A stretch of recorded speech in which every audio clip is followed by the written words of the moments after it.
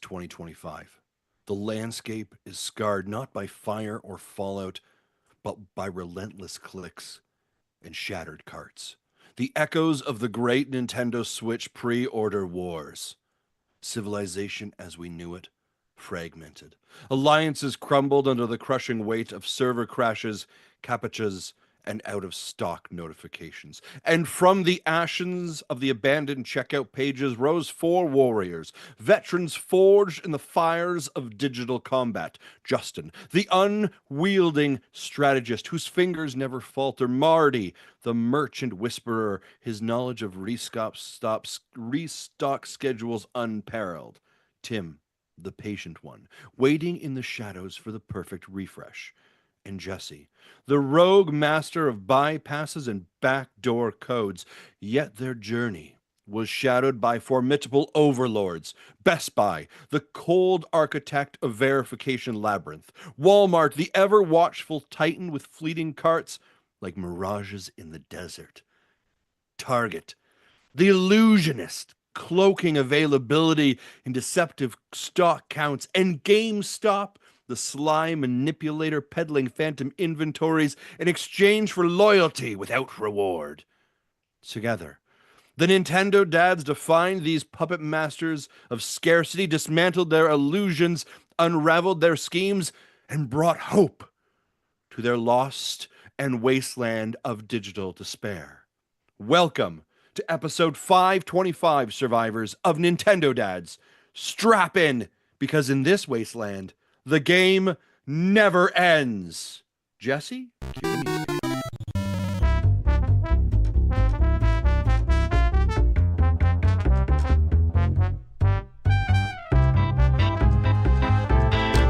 What is up, ladies and gentlemen, boys and girls, children of all ages? Welcome to Nintendo Dads episode 525, and that is right, we have survived the pre-order Switch war that was the last 24 hours. We are battered, we are bruised, mentally broken, and yet here we are to share our stories with you about the great events. And leading the charge today, two of the coolest guys on the internet, and two people that in 2 weeks from now, I'm going to be touching. Shaking their hands and hugging and touching them, but appropriately. Ladies and gentlemen, pushing the buttons and making it sound great are master of hype and the soundboard, Mr. Jesse Waldack. Jesse, how are you, buddy? I'm doing well. That was definitely an intro. That was pretty amazing. Bravo, sir. Bravo. I actually cannot take credit for that. Of course, that was ChatGPT, and I just put down Wasteland Survival Dystopian Intro based on Nintendo pre-Switch. Or pre-order Switches. So yeah, thank you. But you're doing well then, hey? But the little comment about GameStop's loyalty without rewards. I was like, that is too true. I love it. A little spicy for sure, but I loved it. Right? I didn't even write that part, so it was great. Jesse, it's always great to see you. Always great to see you back here. I'm excited to hear about your week. Of course, wearing the coolest Kirby hat, because none of us have Kirby hats as cool as Timothy Off. Tim, how are you, buddy? I am doing fantastic. I feel good because I thought I was going to come away empty-handed last night, but towards the end of the evening, I was able to get my hands on a pre-order. And I know so many people did not, so I feel bad for a lot of those people, but hopefully there's still some more pre-orders to come, open up, and of course there's the Nintendo one, and we'll be talking about that. So 100%. Yeah, today we're going to share our experiences, our situations, what we were able to secure, maybe what that was like for us, and obviously share that with the audience as well. Unfortunately, today Marty is unavailable. He worked so hard to try and get himself. He had a hard-fought battle. He had a hard-fought battle, and he's just tired. He's just a tired man who stayed up way too late, clicking and refreshing pages. He is a fallen soldier of the refresh pre-order events. He has secured one for himself, but it took all the might out of him. He is done. Actually, I joke. He actually just said he's not feeling well today. So, Marty, speedy recovery. We hope you feel better soon. But ladies and gentlemen, boys and girls, we are here again. We're going to talk about the pre-Switch or pre-order Switch scenario. We're going to talk a little bit about more information coming out of the Nintendo camp regarding some stuff that you may also want to spend more money on. GameCube controller. And we're actually going to start revealing our top 25 games for the Nintendo Switch. We've got our responses in. We're going to share that with you as well, plus what we've been playing and so much more. So, ladies and gentlemen, if we're ready, let's jump right into this thing, shall we? Jesse, cue the music. Yes.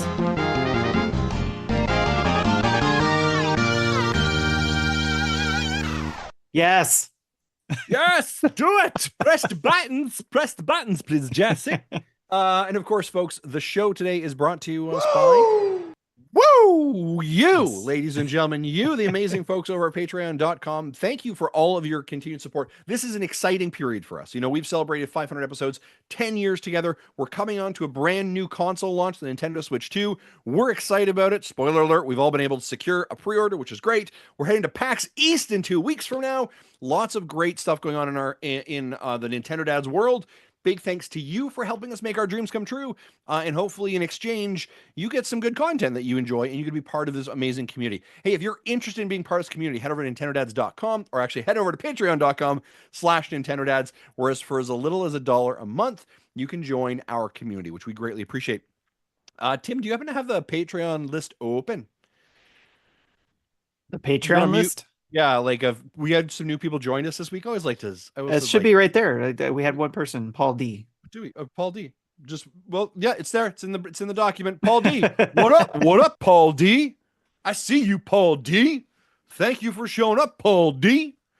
I appreciate you. Thank you. We appreciate all of you. We appreciate over the 150 supporters of Nintendo Dads. And as a reminder, I would be remiss if I did not say, starting next week, May 1st. We are bringing community together. We're bringing excitement together. We're bringing the hype together because next week, for the 5 weeks following, every single Thursday in May, we are giving away a copy of Mario Kart World here on Nintendo Dads because we want our community to play Mario Kart together. Now, you might say, but Justin, I got a Nintendo Switch bundle and I got Mario Kart. I don't want it. What could I do? If this is you and that happens, not a problem. We are a gracious overlord to your whims and wishes. And so if there was another game that you would like instead, we can always postpone it. Maybe you're like, I really want Donkey Kong Bonanza. Well, then we can do that. But if you don't have Mario Kart World, we think this is a great opportunity because you get to play together with our community. Essentially, we're giving away a Nintendo Switch 2 game for the next 5 weeks, every single Thursday. So that's a good thing. And how do you get entered? Quite simply, just be part of our Patreon community. That's it. That's as simple as it can be. All right, ladies and gentlemen, boys and girls, let's jump right into the news. I already pushed the button. He's already pushed that. Yep. Yeah, it was very lackluster. Like I felt like we had moved to something. I felt like we had built to a moment, and you didn't press the button. Play it again. We'll do a dance too while you're doing it again. So. Do you want the breaking news button that I rarely use? Ooh, yes. There you go.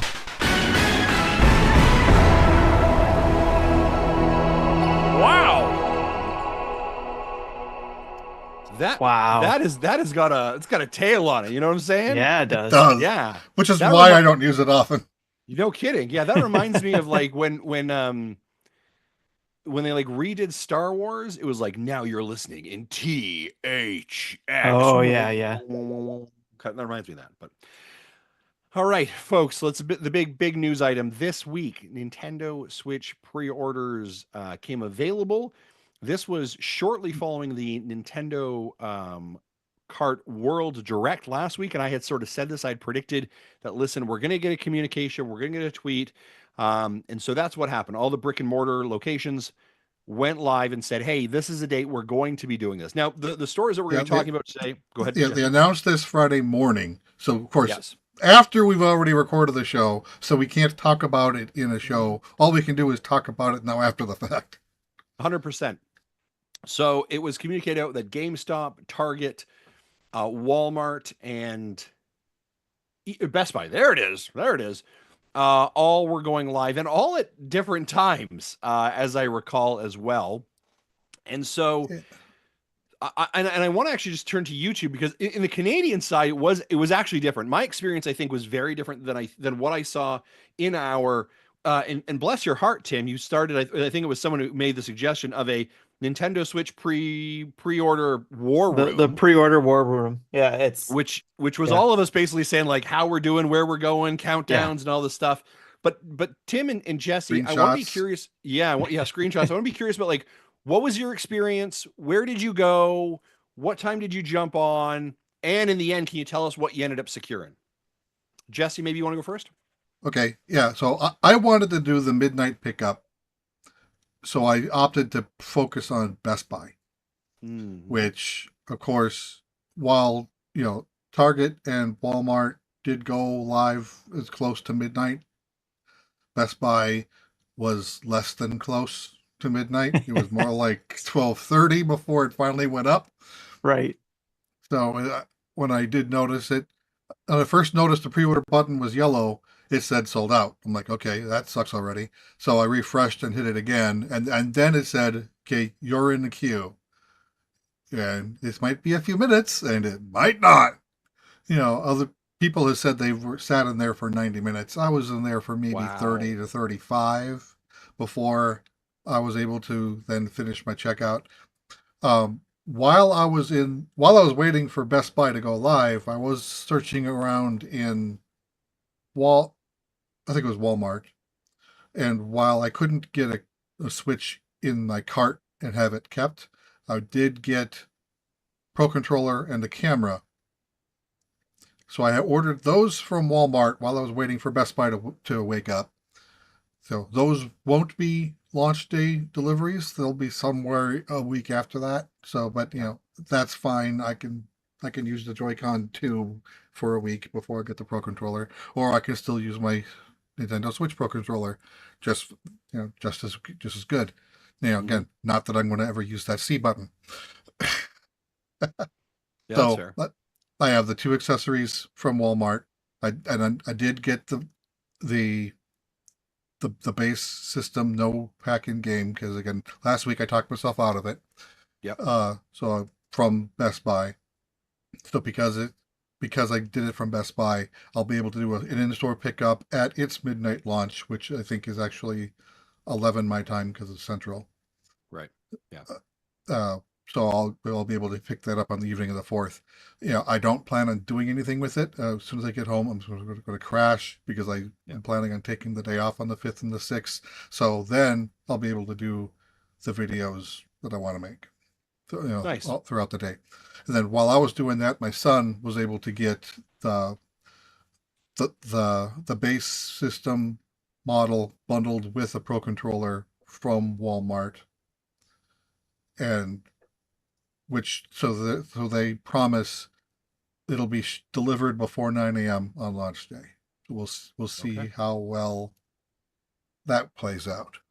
So Yeah. he's kind of looking forward to that, because he'll likely have to work that day, but he normally doesn't work until 11, so he'll be able to get like an hour in before he's Right. got to head to work. Okay. Awesome. And then So we'll talk about software after yeah. y'all talk. Okay. I was gonna say, so overall, like happy, It like it, the result it in the end, like you got what you wanted, but not the yeah way you wanted it wasn't as horrible as trying to get the PS5 when that first it. Okay. launched, but Right. yeah, I was able to get one relatively quick. I just had Yeah. to, from pre-order button time to checkout was just under 40 minutes. Right. Okay. So Not then, horrible. I went to bed around quarter after 1. Okay. Not bad. Tim, what about you, sir? Where'd you go? What'd you get? How was your experience? So the experience was a little bit sounds a little rougher than Jesse's. Uh, I did a lot of it online, except for the Best Buy app on my phone. No, I take that back. I had the Target app open on my phone. I was using Best Buy on my computer. Um, and because Best Buy was taking so long, I was able to get in queue for Target right away, and get it go through a bunch of stuff there. Target was a mess, essentially. When I was able to get to a certain step, I kept having to wait for it to refresh or do something to acknowledge that I had it in my cart. And then finally I was able to move on to to the cart and then try to place the order or complete the cart, and it just kept saying, nope, something went wrong. And then at least it would go back to the cart with the item in it. And it was doing that for a good hour. Just kept having a fight with that. It was a battle with Target. Mm. And then at the same time, I was trying to do with on the computer, wait for Best Buy to go yellow, to give me the yellow buttons. And that wasn't going on. And then finally Target completed the sale, but then like 1 minute later, all of a sudden the app refreshed and then it said, we're sorry, that order didn't work or something like that. And then I went and looked at my email and it did say it completed. And then immediately following it had, sorry, we had to cancel your order. Something got messed up. So Target was just, I don't know what happened with them, but that was just, and then, but Best Buy, I kept hearing somebody brought up in our war room that Best Buy was behind in their launch. So everybody just said, hang tight, it'll be going soon. And sure enough, it did. But everybody in the war room was like, oh, I see a yellow button. And I'm like, I don't see diddly squat. I don't see any yellow buttons. And I kept refreshing and refreshing. Yeah. So I said, okay, let me go to my phone's Best Buy app. And it immediately came up in the app. So, because everybody was saying they could see it. I wasn't seeing it. And I had two different windows open. I had one for just the bundle itself. And then I had one of Best Buy's bundles open where it was the Switch 2 with the Mario Kart and memory card and some other third thing. I can't remember what that was. But none of those things were working. But when I got to the app and I hit one of the ones I hit was the Mario bundle with SD card, the Samsung SD card. I hit that one and immediately said, okay, you're in the queue for this. I was like, oh, okay, you're all on the app. So I immediately did that. And I went through the steps after it. I didn't have to sit too long of it checking things. I had to go through a couple steps of re-entering my address, which I thought was very interesting because I was logged in. And usually when I order things normally, it knows all my information. But this particular step, it didn't know anything. I had to re-enter everything, but still I was able to keep it ordered because I was already locked in for that item, apparently. Yeah, I think we had like a 10-minute timer to complete the process. Yeah. So it's not like they're going to yank it out of our carts at that point. Unlike other places, yeah. Like other places, it's happened to me before. So yeah, I was able to complete that sale. So I just closed the ones I had on my computer, closed those windows. And then people in the war room were talking about, some people were not getting their pre-orders in. And I forgot to mention it now. I forgot at that time that I actually also had my Walmart app open. I actually was able to click on the Switch bundle there and get it. I was in line for it there. And I was like, oh yeah, I'm still in line for Walmart. And I went and looked and then I hit a button and then all of a sudden I had it in my cart. Right. And so I was like, I was checking to see, does everybody have their, Switch pre-orders in our war room and in our main channel. So yeah, everything was kosher there. So I just decided to cancel that. So and somebody else was wanting it. I wasn't taking that away. So I left that and yeah, I had my pre-order and then everything started settling down and I went to bed and then I went back on the Best Buy app just to see if I could get a Pro controller because I forgot to do that. I didn't get that bundle. And I did. I was able to get the Pro controller as well. So I still got to get the camera, but I'll eventually get that, I think. So yeah, that's how that night went. Okay. So overall, okay with the results? Because we've seen worse with just games, with special edition games, right? Yeah. They've been trying to figure this out for a long time. There's still stores that need to figure it out, and they may never will because they don't want to spend the money to do these one-off pre-order type events. Yeah.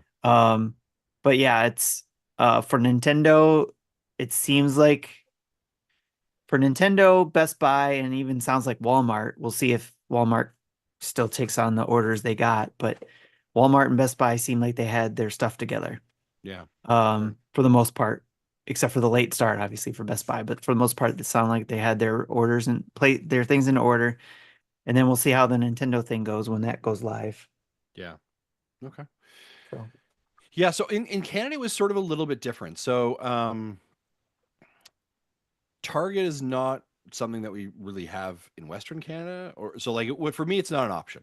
I don't even know if we like there used to be a long time ago, but like we don't have Target here. So our big players would be Walmart, Best Buy, and GameStop. GameStop, or I'll start with this. Best Buy said that they were doing their pre-orders had to be online 9 a.m. this morning, 9 a.m. Eastern Standard Time. I think GameStop was saying they were opening up their doors or pre-orders going online this morning also. So the only Canadian shop that you were basically going to be able to get an early access to would be Walmart. And so that was at 10 a.m. or sorry, 10 p.m. Mountain Standard, midnight essentially on the 24th. Now, here's the other thing I'll say. I'm really fortunate. So I live literally a kilometer and a half from a Costco, Walmart, Best Buy, and it used to be a GameStop until they closed it down. So the four are like like literally I could basically throw a rock from my house and probably hit one of them. So one of the things I observed actually first and foremost before, so I was like, I will do the Walmart one, right? Because the GameStop is nowhere is not as close to me anymore, and I want like day of, right? So what is the shortest distance from my house to console? Walmart. Um, but I will say this: I actually went onto Costco's website about half an hour before Walmart went live, and Costco.ca had the both consoles available to pre-order live on their website. oh, okay. So I could have clicked, I could have clicked there, but it wouldn't have been delivered to the warehouse. It would have been shipped. And so I Okay. was like, I want it as close. I want it June 5th. I want Right, launch day, right. right? This Yeah. is what I'm going for. So I get everything set up for Walmart. So Walmart's going to be the one I'm going to go for. System comes live. I start jumping in there and I'm like refresh, refresh, refresh. Finally, like it goes live, right? Okay. So I hit pre-order. Yeah. And I'm like, okay, well, I'm going to get a controller as well. Nope. Go to the accessories tab. Nothing's on there. There aren't even other games at all. Just like the two consoles. I was like, okay, this is all right. Well, I've got the system. Gonna head over to gonna get ready to check out. Go to checkout. Slow delay. Oh, console's gone. It's like okay. Refresh. Let's start again. Right. Okay. Do it again. Get all the way to checkout. Oh, console's gone again. Right. I was like, son of a gun. So I like removed the controller from the cartridge or from the cart. Or by the way, console with Mario Kart bundle is what I'm doing here.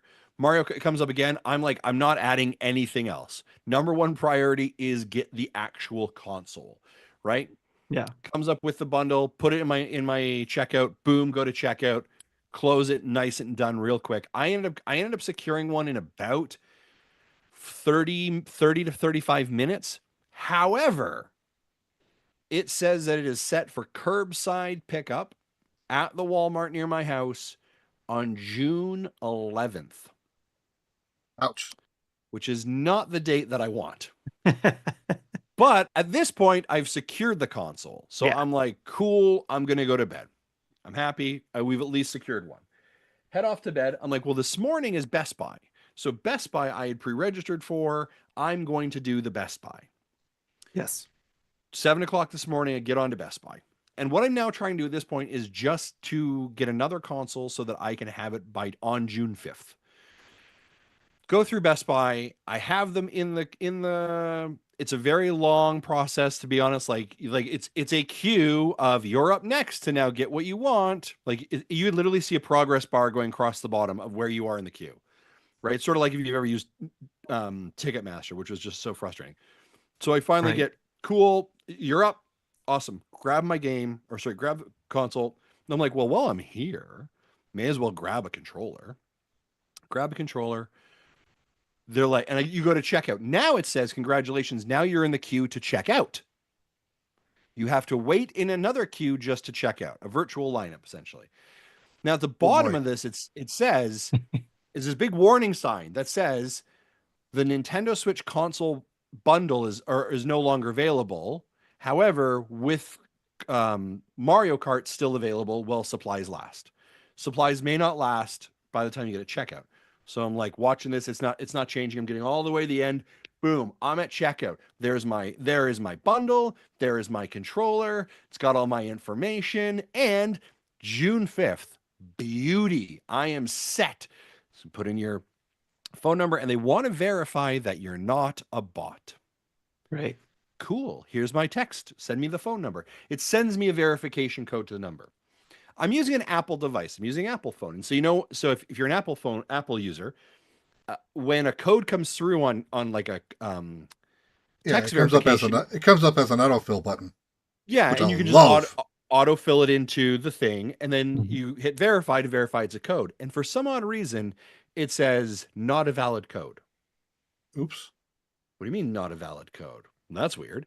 So I'll just go back and hit resend again and have another code send. It never resent anything. And I'm hitting resend a couple times. And in that error, I refresh the page. And then it says, something went wrong. You are back to the beginning. Ouch. And I lost my spot and went back to the beginning of the queue again. Yeah. So I start from the beginning all over again. I've got everything in it, not a problem. This time it was much quicker. Now I'm in the virtual line and I'm happily content going through. This will be fantastic. Halfway through that checkout line, all of a sudden the warning sign now changes. I see it refresh and update, and it says, we are now out of Nintendo Switch bundles and Nintendo Switch bundles, including Mario Kart World. So Best Buy has left me high and dry. Still have my Walmart one. Not a problem. Yes. Then I get this text earlier in the day, as if an angel from the great white north sends me this text. You might know him as a juice box. I know him as Sean Capri. Sends me a text message, and he says, did you secure a pre-order? I said I did with Walmart. How about you? He says I did with GameStop. And then I had a light bulb moment.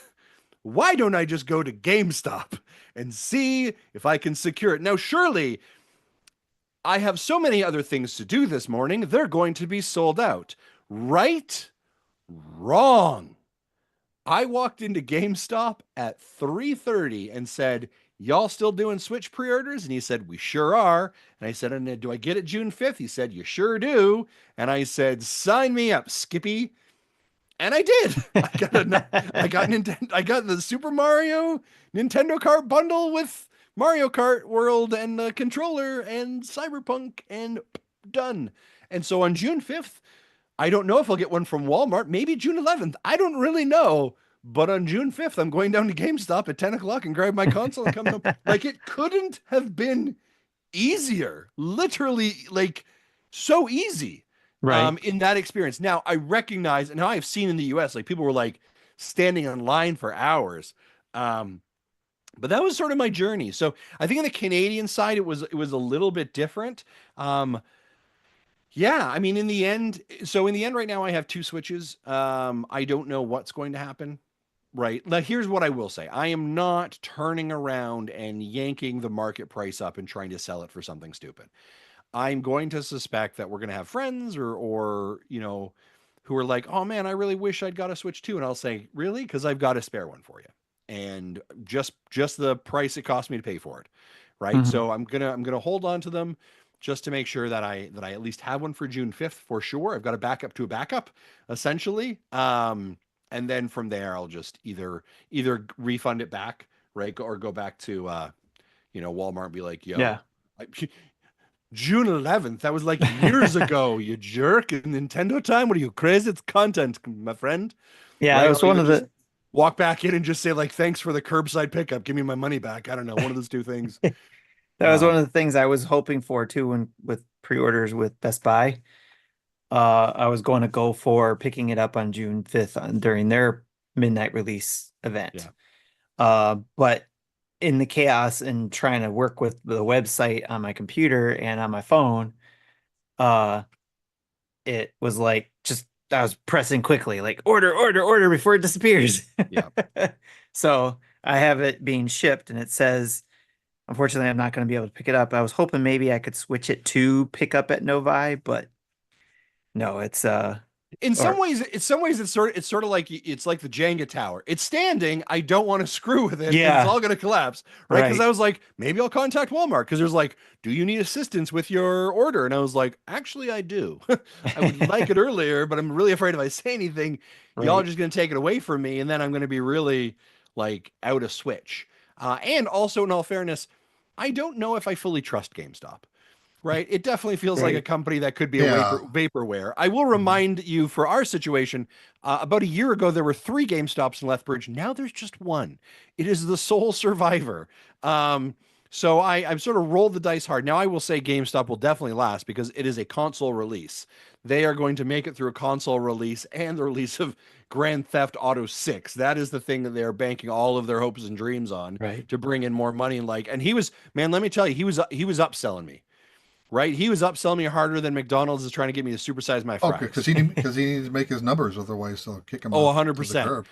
Oh yeah. Do you want anything else on this menu? I was like, no, I really don't. I just want the things that I definitely want. Right? Yeah. Can I offer you a case? And I was like, I can smell the desperation on you and it doesn't smell nice. Beer Bear asks, how much did you have to put down for the pre-order at GameStop? Yeah, so I had to put down for the console with bundle. So and again, just friendly reminder here, beer. The console with Mario Kart World bundle is 699.99. It's 700 Canadian dollars. I had to put down 300 Canadian dollars to hold it. And then I just had to put down $5 for the controller to hold and $5 for Cyberpunk to hold. Now I can, if I change my mind and don't want either of those things, the $10 I put down can be used against the total that I have to pay off for my Switch. So $50, hey, that's not too bad. Yeah, Darth Platypus says he had to put $50 down at his GameStop in the US. Yeah, Walmart. It's on my credit card, but I don't think they're actually billing me until it's shipped. I Yeah, I suspect. think they charged you, but they're not going to complete it, so it's just Yeah, blocked it's off just for a just sitting week there. until it falls off, and then they'll probably charge you again a week before they ship. Yeah, yeah, which I is just which is which is fair. I just came across something very interesting here too. I was looking at the Best Buy app to see if the camera was still available. It is. At least it says I can pre-order it. I'm still not, probably not, because of my family. Kids are older and stuff Yeah, like that, and I don't think we're going to be using the camera features as much as I would think we would. yeah. Yeah. But Well, anyways, while looking at the Best Buy app, I saw that the My Best Buy Plus and My Best Buy Total members get a $20 bonus reward with every $150 spent on select Nintendo Switch 2 and Nintendo Switch games and gear. Wow. That's Best Buy Best Buy, you get a $20 bonus reward with for every being a 150 member. spent. You have Huh. to be a Best Buy Plus and Best Buy Total member. Yes. Gotcha. Yeah, yeah. Fair enough. Yeah, yeah. of which I Chris am neither. Chris HL94, I see this in the chat as well. Take it easy on the GameStop people. They have enough going on. That's fair enough. Like, I'm going to be honest with you. I am sure any retailer today or yesterday, anyone manning the calls or having customers come up, I apologize. I'm sure your life was not easy. So you are correct. That wasn't very kind to me, Chris. But yeah, good call out there as well. Yeah, we used to have 4 GameStops within 5 miles of each other, and Yeah. one of them, which happens to be the one I liked to go to, is no longer. Yeah. Yeah. So we This have was, 3 left. Yeah, I think I told you the story last time or last year. Like I had pre-ordered something from it in May, and I like go and zip. Like I didn't get a phone call to pick up the game, but I just know because I know when the games are coming up. So I like zip down to go pick up the game, and they're like, "There's the paper over top of the door," and I was like, "Where the hell did the GameStop go? It's gone." And I was like, "Huh, okay. I guess I'm just going to Best Buy, which is literally across the street." So I was like, "I just go to Best Buy." That was also a sad experience. So, but Yes. yeah. The question was, did anyone order any amiibos? I didn't order any amiibos. There was none that really. I will say the guy at Best Buy or GameStop. I'm not trying to pick on him. He did a great job. He was literally saying, he's like, "Do you want any of these amiibos?" None of them really expressed interest. I didn't express interest in them because they're the Street Fighter ones. Now, if they had some of those, they didn't have any of the or the Tears of the Kingdom ones. If they did, I would have maybe considered it then, but they didn't have that at all. Yeah, I at $30 each, I'm like, okay, that's over what I want to spend on them. Yeah, yippers. So yeah, 20 that was maybe I would have, but not for 30. yeah. Here's the interesting part is it's I was listening to a lot of different shows today. People were like, this whole pre-order thing was a fiasco. It was horrible. I can't believe it. Um, and I guess here's the reality of it. Like we're blessed in that we were able to get our consoles we wanted, right? And Yes. so I want to recognize that I'm coming from this in a position of uh achieving what I wanted to, the desired outcome. But Hmm. I don't find like I'm not mad at Nintendo. Does that make sense? Like and I'm not really frustrated at Walmart or Best Buy. Like I would say the process wasn't exactly the easiest at times, but in the end you got the result you were looking for. Do you know what I mean? And so like Yeah. yeah, like So, their servers are yeah. overloading.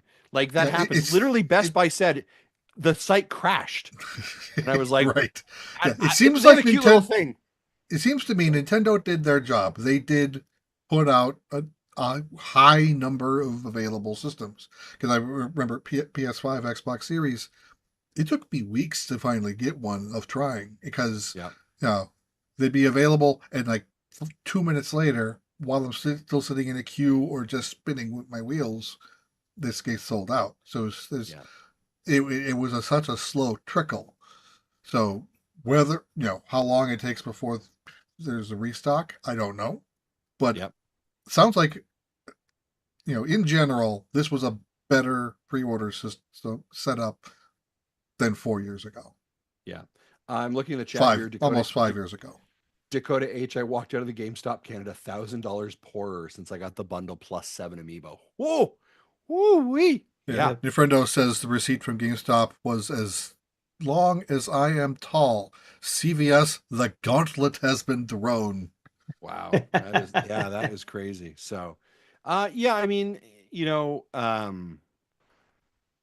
and I think some of the stuff I read too is like, hey, we're a lot of the sites were like, hey, we're anticipating additional restocks and all that kind of stuff as well. And so, yeah, hopefully, if you were not able to be successful this time, others are. And I would say also like, if you know someone who's been successful or looking for one, like let people in the community know. Like some of us may have an extra Switch too that we are looking to get rid of, or not get rid of, but of course, flip back the community to make sure that everyone has what they want. Yeah, So I saw be on Kid the and lookout. Krista's video talking about their experience, Yeah, and they ended up probably pre-ordering 2 or 3 systems each just because they didn't yeah, know which ones are going to be canceled and which ones are going to go through. So, and That they're that's the gonna scary part, right? The yeah, cancellation part is right. like because They're expecting to have a next, more than the 2 systems they need, and plan on properly distributing them through their community yeah. at for the proper fee. Yeah, and I do wonder like how many people are like, hey, I have 2 or 3 on order, right? Because of the fact that, right? I don't really trust it. It was funny when I went to GameStop to order, I was basically telling the clerk my story, and the guy behind me, he's actually like, yeah, same thing. He's like, I ordered yesterday and I got the June 7th date and I want it on release date, and so I'm gonna hold too. And I was like, yeah, fair play, right? Like hey, listen, Walmart, if Walmart ended up switching to be like, yeah, it's June 5th. If I knew that it was June 5th for sure, and that I can roll down there at 7 o'clock in the morning when they open and go to curbside and grab it, then I wouldn't have gone to GameStop. But I want to be part of I want to be where the people are, which is in Mario Kart World with my friends, right? Like that's the thing we want to be doing. So hmm listen, if you're in the sound of our voice, hopefully you have done well. You have survived the pre-order war of 2025. But listen, there are others who have not necessarily going to be surviving that war as well. Let's talk a little bit about some other pre-orders that happened over in Japan. And earlier this week, Mr. Furukawa from President of Nintendo had said that through My Nintendo in Japan alone, they exceeded over 2.2 million units being requested, and that he has said that is not enough supply to meet the demand of the Japanese market, and that there will indeed actually be 2 waves of lottery draws for those that have expressed interest in gaining a Nintendo Switch. This is crazy, right? That they really underguessed it. Jesse, you got something here, right? Yeah, and this came out before pre-orders launched It was North like a day America. before. So people were worried: are we going to be that uh, supply and demand stricken or Yeah. not? Yeah, I think I saw numbers comparing it to what happened with the Switch 1 launch on its first day. And Japan sold like 300,000 units, and Yeah. worldwide they sold just under 3 million. So now there's 2.2 million pre-orders in Japan alone, just through My Nintendo. It doesn't include any of the Yeah. other merchants out there. Because, Yeah. but My Nintendo had that limit. You had to have 100%. been an NSO subscriber for at least a year with 50 hours of play. So, if you didn't meet that, you couldn't even sign up. Yeah, 100%. I'm really hoping, I would love to see some sort of update, maybe from Circana or whoever's doing the MPD or MPD numbers. Maybe end of this week, early next week, of like, what is the estimated number of pre-orders that have occurred? Because in North America, or just in the US, because that number has to be substantial. I wonder if Nintendo's going to make an announcement when they talk about their quarterly, which I Yeah. think is also in 2 Oh, weeks. Jesse, you son of a gun, you. No, it's yes, it is. Yeah, that's their year-end one, isn't it? Yeah. Yep, that's Yeah. the Oh, fiscal year. Jesse, are we in Boston for that time? Yes, When does it come out? Tuesday? I'll double check. They usually release the Tuesday before we record, Woo! which gives me a Nice. few days. Which gives That'd be me a few awesome. days to throw numbers out in the notes. Oh my gosh, I'm so excited. I'll see if I can Yeah. verify the date. Yeah, Sometimes I could you? haven't. Either way, that'd be amazing, right? Hercules. Yeah, I'm going to be fascinated by what those numbers end up actually being. Mhm. I think, and I think it's just it'll be interesting because I think there's this discourse of it's way too expensive. P.S. We just sold a lot. It's way too expensive. We just sold a lot, right? Like, it's way too expensive. We didn't sell as many, right? Is sort of then maybe we've done something wrong. But if it's way too expensive, but we're selling a lot, then listen, we all can bitch and moan about it, but it's not really making much of a difference. So it'll be interesting to see those numbers as well. Let's speak a little bit about actually the hardware component of it. And Jesse, you sort of alluded to this earlier. So last week after the show on Friday, Nintendo came out and said, hey, in the US and in Canada, the price of the console is staying as is. In the US, $449.99, and for just the console and with the Mario Kart bundle, $499.99. However, they said, just wait 1 second. We have more information for you. They said accessories will be increasing in price. So, just as a quick rundown of what these prices are, they're approximately about a $5 increase to all of them. The Pro controller went up to $85. The Joy-Cons went up to $95. These are all USD, by the way. So, if you're a Canadian, I apologize. Sorry, eh? The charging grip went up to 40. The straps went up by $1. The wheel went up by $5. The camera went up by $5. The dock went up by a tenner. The AC adapter went up by 5. The Yeah. amiibos went up. The Zelda amiibos went up by 10, and the Street Fighter amiibos went up by 10. The Street Fighter amiibos were $40 in the US. Yep. Yep. Dakota each. H. Now I understand, because in Canada that's like $50 each, probably.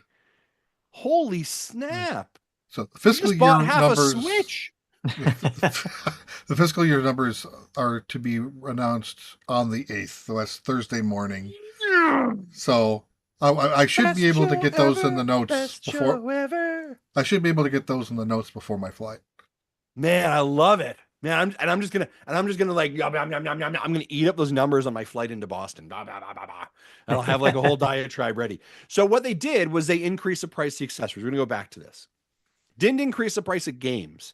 PS, your Nintendo Switch Tour game is still $10. And we'll talk about how you can pre-order that right now if you want in a couple minutes. Jesse, I'm going to throw that to you in a couple moments. Sure. But the hardware went up. This is interesting. To me, I think and I'm going to put on my business hat here for a second. I'm willing to have conversations and challenge me on this if you disagree. I think what this said was that Nintendo was like, if we increase the price of the system, we're definitely going to have backlash. We can't do that. And it Um, would be at least $50. at least $50, so we can't do it. So instead, we're going to make that up in different spaces, and we're going to make it up by these accessory increases. Here's what I'm also really thinking. I think this might mean that for the first time in Nintendo's history, I think they may be taking a loss on their system based on the potential new tariffs and the rules that have come through. They may be taking a loss, and Possible. they're making that loss up by increasing accessory prices, which this would be like a not something Nintendo would traditionally ever do. Their belief is they don't take a loss on their consoles. Yeah. So they But may be it is taking a loss. something that everyone else does, which is why Everyone else does that. Nintendo is 100%. likely willing to do this. Correct. Yeah. So I would be very interested in them in ever actually hearing what happened. Are they on the Switch 2? Are they taking a loss but making it up on the accessories?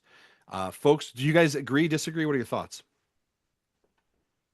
I think it's possible that they are taking a small hit on each system, but they'll also, over time they'll find ways to make the units at a cheaper cost. They don't have the R&D anymore that they have to worry about because that's already been spent. So they will turn profit over time.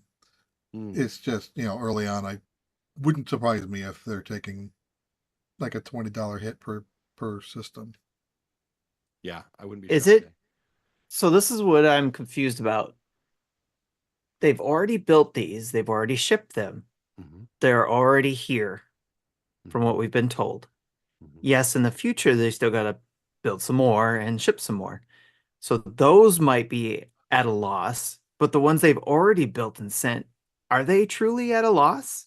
That Uh, that's true. And so it wouldn't surprise me if they raise the price later if the tariffs, end up hitting them harder than they think.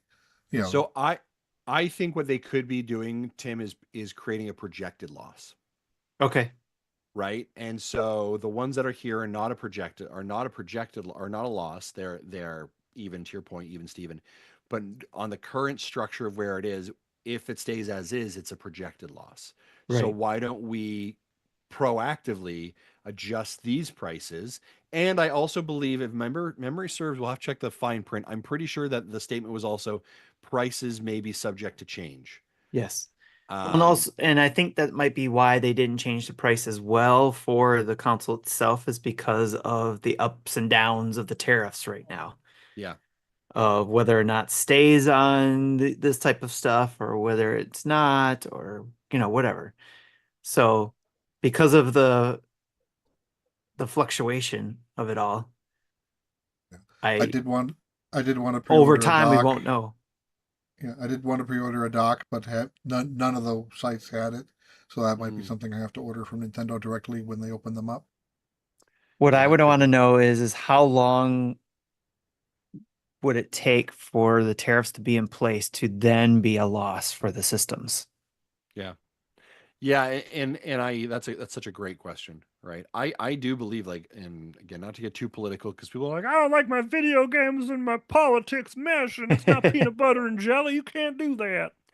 But it's the reality of why you're paying more money for For everything, everything. Yeah. right? Like, well, these things are separate. Nothing is separate. Nothing is All the separate. costs are going up, even if it's made here in the Um, US, because the materials are bought from yeah. somewhere else. 100%, So, right? I mean, I think in some ways, like and I know it's like getting in now and getting your Switch now, you're like, ooh, this is a hard pill to swallow, right? At 450 or at 5, whatever you're paying. The reality is I could very much see in a couple of years from now, that pill is a bit bigger mhm. to swallow. And so in some ways of like being proactive and getting it done early may save you a bit of dollars. I had to laugh actually. Finally seeing the price of Mario Kart World cartridge in Canada is $110. Oof. $110. And Donkey Kong is coming at 99. Cyberpunk is coming in at 99. I have never in my life come to a spot where I'm like, oh, it's 3 digits for me now to buy a video game. Right? Like that has never crossed me. And I'm gonna be honest with you, Cyberpunk was like, yeah, I'm excited. I think like I played a bit of Cyberpunk on the Stadia, and I was like, this could be fun, and I want to give it a shot on the Switch. But I was like, do I want to give it that much of a? Do you know what I mean? Like Yeah. it was the first time that I was like, Yep. I don't know about this now. Yeah. I will say as a consumer, it's definitely that like it has made me stop and think a little bit about like what do I want, what games do I really like.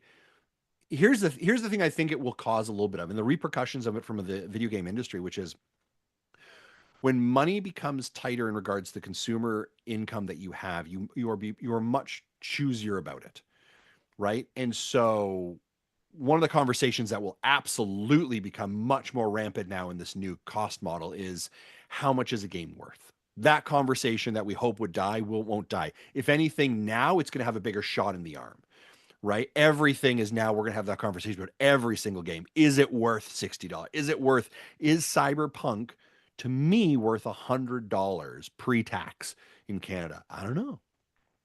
The other part of it now will be you will not have the same level of disposableness of income to be able to take flyers on games that might be like, oh, that's a mediocre game, right? Used to be the idea of like, oh, I'm swimming in sixes and sevens, right? Mm-mm. If your money is tight, sixes and sevens don't work. You're looking for eight, Yeah, nines, and tens, that right? is partial. Everything has to be a banger now. Yeah, that's partially why I do what I do with the eShop. Like when I have extra money, I'll buy eShop credit and throw it in my account. Yep. That way, if a game comes out, you know, one of the sixes or sevens that I think I want to try, I I can just buy it, and it's not directly coming out of my wallet because I've already kind of prepaid it. So Yep. so again, so I have, you know, I'll get into that a little bit later too.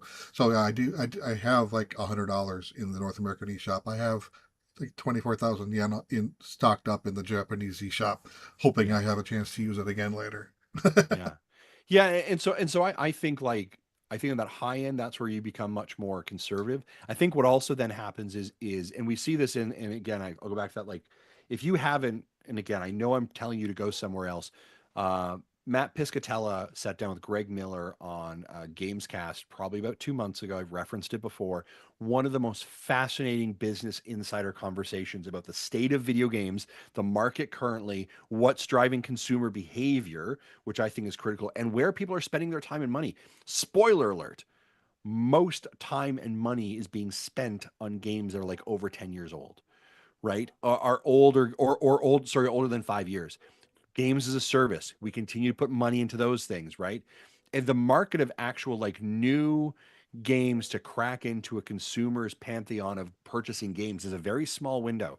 So when that cost becomes higher, that window becomes smaller, And that's right? why And Ubisoft's having problems right now. 100% Ubisoft is going to be in real problems. Now, here's the thing that I do think happens. So you're either your nines and tens, right? So for games of AAA value, right? And by AAA value, I mean big budget studios, big value studios, and they're charging high dollar. What then ends up happening is then the lower end indie titles, those are appealing as well, right? So you sort of take out either the nines and tens at the top are the ones I'm going to spend my money in, or I'm going to invest in the indie games that are $20 to $30 because that's a reasonable value. That space would have traditionally beforehand been sort of that 5, 6, 7 on the scoreboard for the double A markets, right? That double A market that's going to be pushing you near $60 to $70, that's falling off. You have to either be a small studio that's creating really good, affordable, like games. And so I'll even use reference here, Jesse. We talked about it from the pre-show, like Delta Ruin, right? That's coming on the US for like $25 or $20, whatever it is. Delta Ruin, 25, 25. 25, right? I'm gonna go back to Hades, right? These are indie studios making banger games. It is that mid-tier section that I think we're gonna have some real struggles in this generation that I think we're gonna actually have a problem with. And I also think that it's going to mean our third party publishing partners that are coming over are going to be in problems too, right? Because they see there be money in those hills, right? And so they're going to be pricing themselves at that higher price alongside a Nintendo pricing structure that I don't know if they can necessarily abide by, in that these are older games or ports of games that have come over. That's going to be a very interesting space for those AA developers, Ubisoft, EA, who are AA, AAA developers who aren't actually hitting those tiers. What does that mean for them to continue to publish on the Switch? I'm off my soapbox. I apologize. So this kind of reminds me of something I heard on NVC. I think it was maybe 2 weeks ago. They were talking about they think they have a logical reason why some games are 70, some games are 80 from Nintendo first party. It seems like right now, not including the Switch One games that are getting a bump because 60 plus 20 is 80. Not including that. Let's talk about the new games. So Mario World, Kart World, $80, Donkey Kong 70. The mainly difference is it using a 64 gig cart or a less than 64 gig cart? So it looks like if it is, it might be getting the $10 surcharge. If it's not, then it isn't. It might be that cut and dry. We have 2 data points. We can't make a full decision based on that, but it's a logical guess. Well, couldn't we though, Jesse? Like we could go to the eShop right now and put in both of those games and find out what the gigs are. Right? We could go search Bonanza right now, and if it's under 32 gigs, then it's a 32 gig card. And if you're over 32 gigs, then it has been a $64 card or 64 gig card. Thus, the pricing would have to be related to the cost of the cart difference. Potentially. I don't know. It's possible. Donkey Kong is 10 gig. Okay. And if Mario Kart World is over 32 gigs, then winner, winner, chicken dinner. Jesse's right.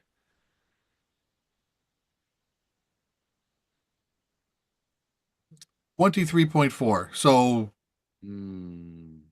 okay, that's less space than I thought it would take. I think that's Nintendo knowing that it's the biggest selling video game ever, and we're going to use that. On the flip side of that is you're going to play Donkey Kong for 20, 30 hours and be done with it. You'll be playing Mario Kart World for 200 hours over the course of 10 years. 100%. Ninfrendo asks, aren't there only 2 cart sizes? Yeah, Ninfrendo, there's a 32 size card and a 64 size card. And so that was the question we're asking. So for a great example, Cyberpunk is fitting on the 64 gig card. Donkey Kong would fit on the 32 gig card, right? Anything over that as well. A couple of questions. And the kind of one of the weird ones is the new Rune Factory game coming out. The eShop says it's like 17 gig, but it's coming out on it's coming out on a 64 gig cart. Yeah. And what we kind of talked about this on pre-show. What we think's going on is they're claiming if you can put the Switch 2 cart in a Switch 1 and play the Switch 1 version. So sounds like they're putting both builds on the same card, which is why they need the higher capacity, which not many people are going to do. Don't expect this to be a norm. Right. But I think that's kind of cool. That's a neat way to do it if that works. That was one of my predictions, not one that counted. So that's why I'm not making a big deal about it. But it's still one of those. It was one of those, ones that we said was a wild card and didn't count or something like that. But I said there would be a cart that would play both versions on it. Yeah. And that sounded crazy at the time for sure. Yeah. Cyberpunk is not leaving a lot of space from that 64 gig cart. They're clocking in at 59.8. Yeah. But that's the whole game on one cart. They're using as much as they can squeeze into it. Which we're going to come to in a couple moments here, Jesse. I do want to come to you for the eShop stuff right now, or pretty quickly here, because we're going to talk about on the eShop what you can do. Also, we get some insight in regards to the gigs, some of these games that are coming out. But I do got a couple questions around the pre-order that we're going to chat about, and then come back over to you. Jamie JD Phoenix asks if you were not in the position of making Nintendo content for the masses, would you still consider getting a Switch 2 on day one, or would you hold off for now until you see what interests you specifically? That's a great question, Jamie. So again, Jamie's summary is if we were not content creators in the Nintendo ecosystem, would we be pulling the trigger on the Switch 2? That's such a good question, Jamie. I will give you my perspective. I probably would, but I would definitely be a little bit more selective about what I ended up doing or purchasing potentially. I think Cyberpunk interests me, but I don't know if it wasn't for content or help it, because like let's just be like really super frank here. The day the Switch releases all the accessories, that's a big content game for day for any content creator, right? Like unboxings and here's your first look at and here's 30 minutes of, like, those are good things for our channel, those are good things for our audience, those are good things to grow our brand, right? For sure. So and I will say in some of the cases, I have looked at some of the items that are being offered by Nintendo and been like, I don't know if I would be getting that if not for content. And so a great example is like the camera. I don't know if that's something like I was like, hey kids, watch this camera thing. What do you think of this? And my kids were like, that's not really cool. I don't like that, Dad. Right. And I was like, fair play, right? Okay, then I don't know if I would get that. Cool. Mhm. But I'm also like, yeah, we're probably gonna have to get that for content, right? Because we are Yeah. probably all gonna stream together and it's gonna be a game and it's gonna be like some fun. So that's a decision that is content based. That's probably not based on my desire, if that makes sense. Mhm. So I would say still probably, but I'd be much more selective in regards to it. The camera And is what I was talking about. Like I'm on the fence about that because I'm in that position too, where my kids aren't Yeah. as we're not all playing games together, so we wouldn't be using the Mario Kart faces and your face on there that much. Maybe the first couple times, Yeah. but after that, it'll be me and the community together. yeah, There is some Probably. chat in the talk in the chat about the Piranha Plant camera, which yeah, Mhm. looks cool, it but looks cool. it's only I 40p. know, So right? buyer beware on that one. It is Oh Yeah. man, cheaper than the $55 1080p Nintendo camera. Yeah. yeah. I saw the same thing. I was like, oh, that looks so good, and then But I was like, if the Piranha Plant no. was 1080p, I would have gotten that instead Oh, for sure, yeah. because that just Jamie, looks cool. yeah, Jamie continues the statement saying, I'm not getting it on day one as I received an OLED Switch for my birthday last year. And while everything I see in the Switch really interests me, I'm going to wait on getting a special edition Switch 2 to make it even more special. Man, that's totally fair, Jamie, right? Like, and I think for everyone, it's sort of like, what's the thing that really brings you over, right? And I think Nintendo's done a pretty good job this year of showing you there are a lot of great games still coming to the original OG Switch, right? Like, let's talk about Pokemon ZA. Let's talk about Metroid Prime. Like, those are all awesome games. Those are just the ones off the top of my head. We've got Hades 2, which is cross-platform as well, right? We've got some great games coming up from the indie developers. Tamagotchi Life, if those are games that interest you as well. There's a lot of great content out there. But inevitably, like to your point, like, is there something? Like, what is your tipping point? What is the thing that you're like, yeah, I'm getting in on it because it has this? For me, there is probably no one game that would, well, Zelda would probably make me tip, probably, and Metroid. If Metroid Prime 4 was exclusive, probably that would have made me tip also. Um, actually, Donkey Kong. I'm a shill. I'm horrible. Tim. So I'm looking at it this way because it's hard to predict what we would actually do in this instance, right? But my past history is what I'm going to go by. Mm, In my past history, especially with the handhelds, I got the latest and greatest all the time. The DS, the DSi, or excuse me, the DS, the DS Lite, the DSi, then the 3DS, then the new 3DS. I immediately upgraded all of those along the way, even though there might have not been something right away that would make a new buyer buy it. It yeah. was the way I looked at it was like, okay, like the 3DS. I can play all my DS games on it and still be playing that back catalog plus the new 3DS games that come out. Same with the new 3DS stuff. So with this new Switch 2, I would have done the same thing if I wasn't doing content creation. I would have bought the new Switch 2 because it's got the backwards compatibility, has the upscaling, has all those upgrades that you can get and pick and choose, and all those other things that I got excited about even now, like Madden coming to the Switch. I was like, yes, I could play that portably, and all that kind of stuff. So yeah, that's the Nice. way I looked at it. No, it's great. I love it. Yeah, great question, Jamie. Thank you for that. And yeah, continue to rock the OG, the OLED too. I love that one. Right, that's a great console. Jesse. Um, I would definitely be still getting it for day one. Like I tried getting the Wii, but couldn't get one until like February of '07, so like 4 months in. But Wii U, I think I got mine on day two, due to just shipping delays. Uh, DSi day one, 3DS day one, yeah. Switch day one. So yeah, I would, if I wasn't, if we didn't do this, I would still want one right away. Yeah, I'd probably say the same thing, right? Like the only console Nintendo home console that I missed on was the GameCube. I've had Mhm. every other one since the NES, right? Even And before 64 was the one I missed. yeah, even before we did content, right? So I Yeah. probably would have too. So, Yeah. I didn't miss any, but I was late to the GameCube. mm, yeah, Then yeah, yeah. Friendo says that I need to get a camera for Nintendogs 3. Nice. I saw, by the way, I saw a small portable camera somewhere recently now that they can put on the top of it, like You did? Where? I would get that. I Well, saw it on well, some accessory thing, like they well, it built like a sounds like small it'll one. take any webcam as long as there's a USB-C port okay. There's on got to it. be, yeah, and there's got to be USB-C to USB-A converters, I'm sure, right? I'm gonna look into it. I need to look into Uh, this. Zablog asks, after you pre-order, how would you rank the online experiences getting a Switch 2 from all four retailers, Best Buy, Walmart, Target, and GameStop? I think from my experience, I would say GameStop is number one, Walmart number two, Best Buy number three, Target doesn't exist for me. Literally, I just can't get it in Canada, so it's not happening. Yeah, yeah, GameStop I didn't really try. Target I didn't try, but I saw the cluster that was. So I would say, but I'd go Best Buy, Walmart, Target, GameStop.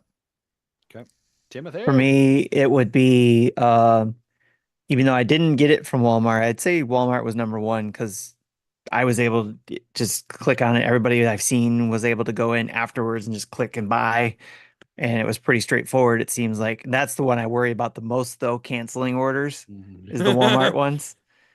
But Best Buy, I would say right now is number two. Even though it was late to the game coming in, they had to deal with their issues. When the app worked, it worked. And then I would say number three is GameStop, even though I didn't personally go there, but from hearing other people's experiences. Um, and especially well, I didn't get to go to the store, but going to the store and having that option may have been easy. But I would say that's number three and number four. Even though it exists for me, Target, I would say it didn't exist for me last night. Yeah. No Target for you. Nice. All right. Before we jump into our Jesse, I want to throw over to you. We've kind of danced Yeah. around a little bit of the software component of it, right? We've got our hardware secured. I'm excited. I'm waiting for June. I get on the call today, and you're like, I'm pre-ordering games, and I was like, what are you doing? How is this happening? Huh? And Yep. then you're telling me how many gigs are in these games, and I'm like, wait, what? That's not on a cartridge? What? So Jesse, I'm gonna throw it over to you. This is called Jesse's Nintendo Switch 2 Software Corner with Jesse.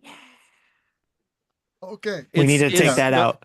We need to take that It's out, probably clip not it a out. reoccurring session either. It's just No, it's once. now it is. We're gonna clip that out, and that's gonna be the intro. Yeah. Right. Yeah. So starting today on the Nintendo.com website, that's my when I'm buying from the North American region, that's normally how I buy games. I do it through the website, and it will then auto download the game to my primary game on my account, which in this case is my OLED. But starting today, Nintendo Switch 2 games are available. Not all of them are available to pre-purchase, but many of them are. So when you do so far I've done Deltarune and Welcome Tour. So spent $35 plus whatever the taxes will be on that. So no, normally if you have eShop credit, it will say we will deduct it from this eShop credit. This is what your current balance is. This is what your balance will be when we're done. For Switch 2 games, it did not say that. So it just says we're going to take it out of your PayPal account because that's where I have my primary payment method set up Yeah. as. So yeah, they don't charge until a week before game launch, which in this case will be May 29th. So I'm still hoping that it'll actually come out of my eShop balance and not my PayPal. But if it comes out of my PayPal, that's fine. But I just hope they do eventually get it so the wallets for both systems are the same and not two separate wallets. Because as I said, I have like $300 stored in wallets across 2 regions. I don't want to lose that. Yeah, and that was a question. Sorry, that was a question we were sort of asking. It was like, surely it's the same eShop Yeah, cards. because Surely the wallet will be the same, the right? Wii Like, U, the 3DS, and the yeah, Switch all use the same wallet and the same eShop. There's I, I, no I, reason why the Switch 2 does I not use the can't same eShop. imagine Nintendo changing that. Like, if they do, you want to talk about pitchforks? They will rise up. Well, like you Um, Right. said, that's this the wallet. It's the same because when I was just pre-ordering one of the games, I was using the stuff I've already have entered in there through my yeah. PayPal or my other card. No, Jesse, people might ask, like, okay, so hold on a second. I can literally go on, I can pre-order it now. And by the way, it will say, like, you don't have this is not available on a primary system, but you can go all the way to the bottom, hit still confirm. So what's the Yeah. value of sort of pre-ordering it now versus on game day when it's available for me or when a game day, I should say, when launch day, I turn on the console, like, why are we doing this? Okay. Well, I'm just kind of getting it on my account as soon as possible. So when I do have the Switch 2 in hand, I can just go to the eShop and say, and I automatically go to the re-download game section. Right, Those games will be on my account. I can just go download, and let it run without right. having to Okay. go in through the full purchase process because I, did it earlier. Yeah. Now, one of the really interesting things I would say about this as well is it has actually given us a little bit more insight in regards to how big some of these games are that are coming out right away. And so I am on the Nintendo site, and you can scroll down, and it says like, so Split Fiction pre-order. And actually, Jesse, can I share my screen just for the sake You of this should be able conversation? to. Awesome. I'm just going to, it was actually, yeah, not necessarily about the ability, more of a, hey, Jesse, I'm going to share my screen. Yep. Um, Awesome. I'm going to share this one. Share. You all are able to see that right now? Yep. The audio listeners will thank you. Yeah, I'm sure you guys are all like, this is great content. Now actually this shows the US, but so Oh this my is gosh, Justin, you can't show that on live on right. That's there. What not the heck? suitable for work. No. So Split Fiction, I'm scrolling down, cost in the US, I can pre-order it for $50. But the thing that's really interesting is when we scroll down, what the file size is on this. So this is 73 gigs is Split Fiction. So again, that's a great example that we are not getting it on cart. Anything over that, we are not going to be getting it on cart. It's going to Yeah. be so either you're going to go into the store and you're going to get a code for it, or you're just buying it straight directly from the eShop Yeah. as well. Well, game keys kind of doesn't Right. the limit doesn't matter for those either. But apparently that game is not coming on a game key. It is coming with a code in box. So Yeah. the game would be attached to your account, and you can't get rid of it anymore at that point. Yeah. Donkey Kong Bonanza here. Where is it? Oh, there. Okay. Yeah. So if you're interested, you can do that. You can start pre-ordering pre-ordering your games essentially for you to be available as well. So, yeah. So lots available there. Any other like thoughts or questions? Oh, another thing I would actually remind us about coming up is that we should in the next coming days, less than a week from now, we should be getting a software update from Nintendo, and this is in relation to the game share feature, or not game share. What do they call Yeah, that? it's Card game share share? Yeah, game share, right? or No, it's virtual not. game card. That's what it Virtual was. game card. There it is. Virtual game card. You should be seeing an update by the end of.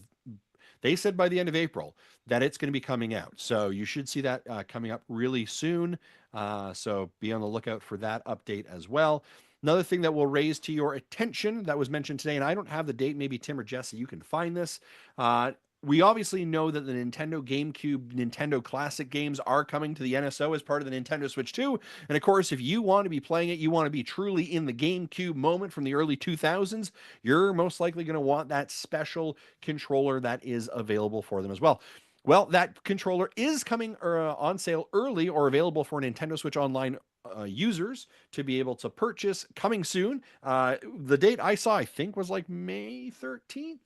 Have to check that as well. Yeah, Validate I've that. only heard this through not first party sources. So Yeah, I saw it through grain of stuff. So salt. yeah, grain of salt on that one. But it looks like you could pre-order it so that it is actually sent out, and you should receive it shortly after or around June 5th, which is when those games are available as well.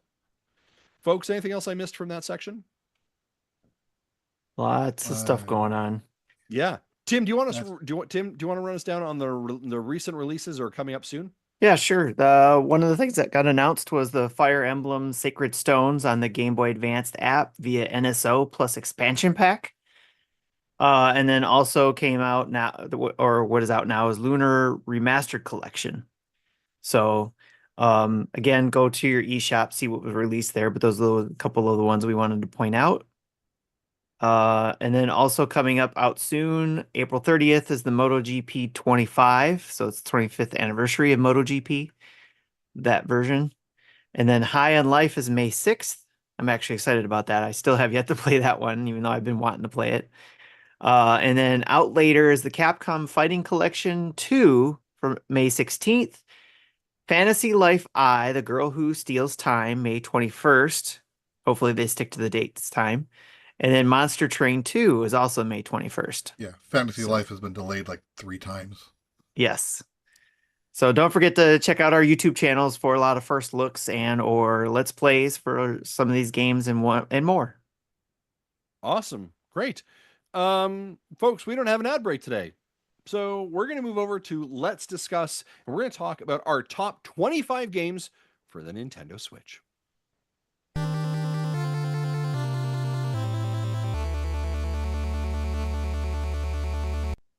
All right. Hey, before we do that, I want to jump in and just say huge thank you to our folks over on Twitch and YouTube. If you're watching us live there and participating in the chat, we greatly appreciate that. See some very familiar names in this place: Ebicel, Dark Platypus, Ninfrendo, Chris HL94.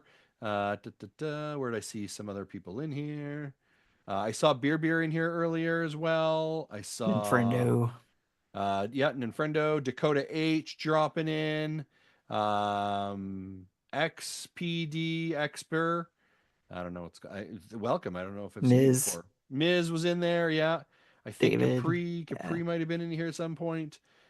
Switch Up was in here. Man, thank you so much for jumping in. We appreciate it. Also, you might be watching us live on X or on Facebook.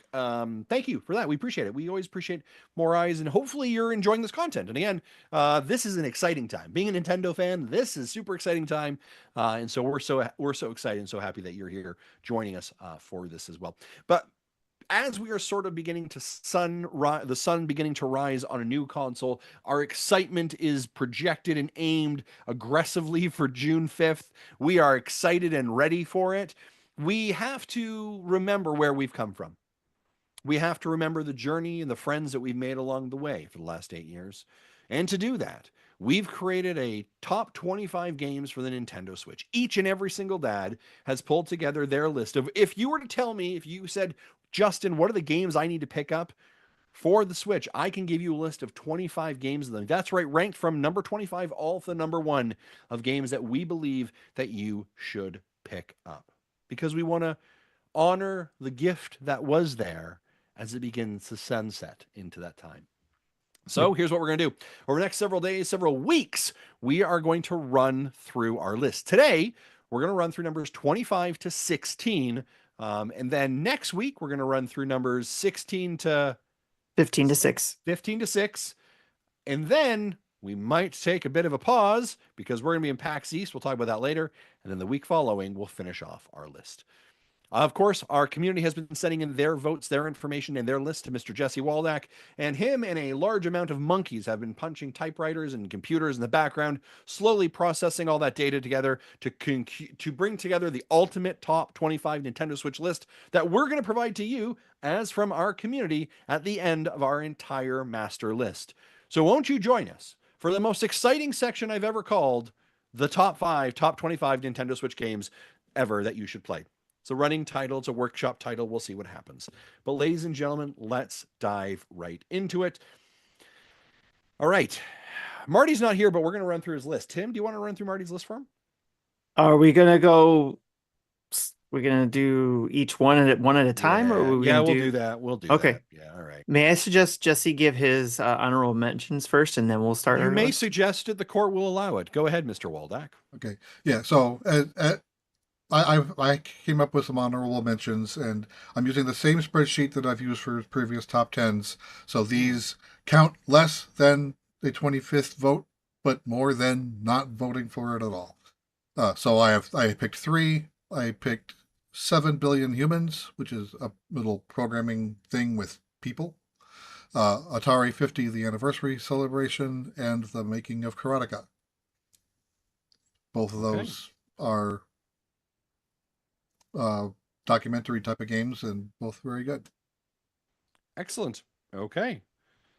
Well then, sir, shall we start off with your, or we'll go Marty first, will we, Tim? We can start off with Marty's and then go down the list. So Okay. Marty's number 25 is Mario plus Rabbids Kingdom Battle. Okay. Great choice. Love it. Jesse? Okay. I'm kind of cheating with this one. I'm calling it the Cat Quest trilogy. I Because see what you did. they really, if you play one, you're going to want to play all 3. So that's what I did. Okay. Fair enough. My number 25 is SteamWorld Dig 2. Nice. Tim? That is a good one. Number 25, and Jesse, I did put in my All right. honorable mentions here. I'll But, update the sheet yeah, tonight or tomorrow with that. I'll mention them in the post show. But my number 25 is Atari 50, the anniversary celebration. I think it's a good one to start off a top 25 list because you can go to the history of games kind of thing and and be able to play it on the new Switch and even the old Switch. So Nice. Love it. Okay. What do we got?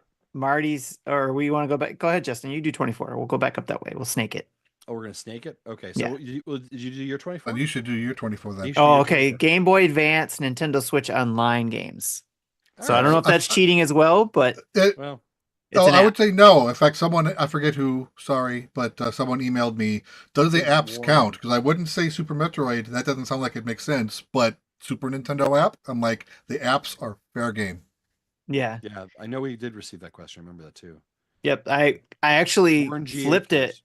from the SNES version and picked the Game Boy Advance one at this time because it has more Metroid on there that I like. And it also has the games that I like on SNES. It has the Game Boy Advance versions on there too.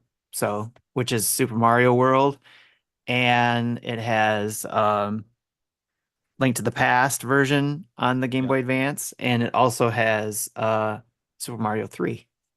I do not play the NSO as much as I should to get the value out of that thing. Like listen, I'm not canceling it, but like I do not play those games as much as I should. There are so many great games in there. There's too many games though too in general. So yeah. My number 24 is Ukulele and the Impossible Lair. Again, if you're a big Donkey Kong fan, this was such a great game. I love this one. And it's a fun thing. We did a sponsored stream with them actually. It was great. Yeah. That was a lot of fun. Jesse. That's fun to watch. My 24 is Golf Story, which I still say is the best use of 3D Rumble. Okay. If you know, you know. Yeah, that is a good one. Love it. I forgot about that actually, the HD Rumble for that game. Yep. Marty's is Snipper Clips, Cut It Out Together, number 24. And then that is another one I forgot about because day one, essentially, right? Yeah. And then number 23 is Sonic Mania. Jesse. Which is another good one. Yeah, another trilogy for me. My number 23 is the Voice of Cards trilogy. As I look at your list, I recognize we have almost nothing in common. Exactly. Of the games, like literally, I'm like, okay, there's 1 or 2 games on here that we have in common. I think our top 10 list will be a little bit closer in line. Yeah, probably. But my number 23 is Link's Awakening. I hadn't played it and loved the art style that it was in as well, and this was great. Nice. My number 23 is Balatro. Oh, yep, beauty. And my number 22 is Mario Kart 8 Deluxe. Okay. My number 2 is Ori and the Will of the Wisps. Your 22? Yep. Yep. Okay. My 22 is Sea of Stars. This is an absolute damn shame that is that low for you. We are going to have words later. I think. Mine is an honorable mention, and that was a game of the year for me. Timothy. That was a game of the year for me. Yeah. I liked most of the game, but I did not like the ending. Oh There are man. so many games on the Switch that are good, that are great, that it was like I had to figure out Yeah. This, that this stuff. this is such a hard list to pull together. Like Yes, it it is is. It so was. like I would do like a I feel like you know like the 10 you've probably got, right, and then you start adding more and then you're like, okay, what about this, what about this, what about this, and then I was like, I'm surely missing stuff, and I would just scroll through my library. I was like, oh yeah, Yeah, that, and then I was just like making a list, and then I said to the group, I was like, I don't even know how, I've just made a list, I haven't even ranked them, and right. now I've got to figure, and it would literally be like, would I prefer this more than this? Like it was like one of those, do you want this or that? That Yep, or this or that? Like it was Yep. that way to bring me all the way down to finalizing it. that's crazy. Marty's number 22 is Jackbox Party Pack 3, Interesting. and his number 21 is Tetris 99. That's crazy. But I love his energy for Go ahead, Jesse. My 21, Mario and Luigi Brothership. Yeah, Hmm. it's again, I liked the game for the most part, but the ending slogged. it. That's fair enough. And it My still 20, beat out all those other things above it. right, which is So, so crazy. yeah, My 21 is Death's Door. it's a good one. Yeah, I forgot about that one until I read your list. My number 21 is Boomerang Foo.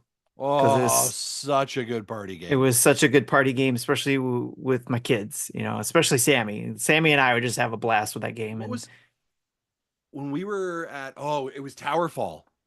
When we yeah, were at Extra Life a couple of years ago, that we all sat around and played Towerfall. Man, that is such a, there are like party game, like this is the problem. Like someone could say, give me a 25 list. Sure. Of party games? Of right.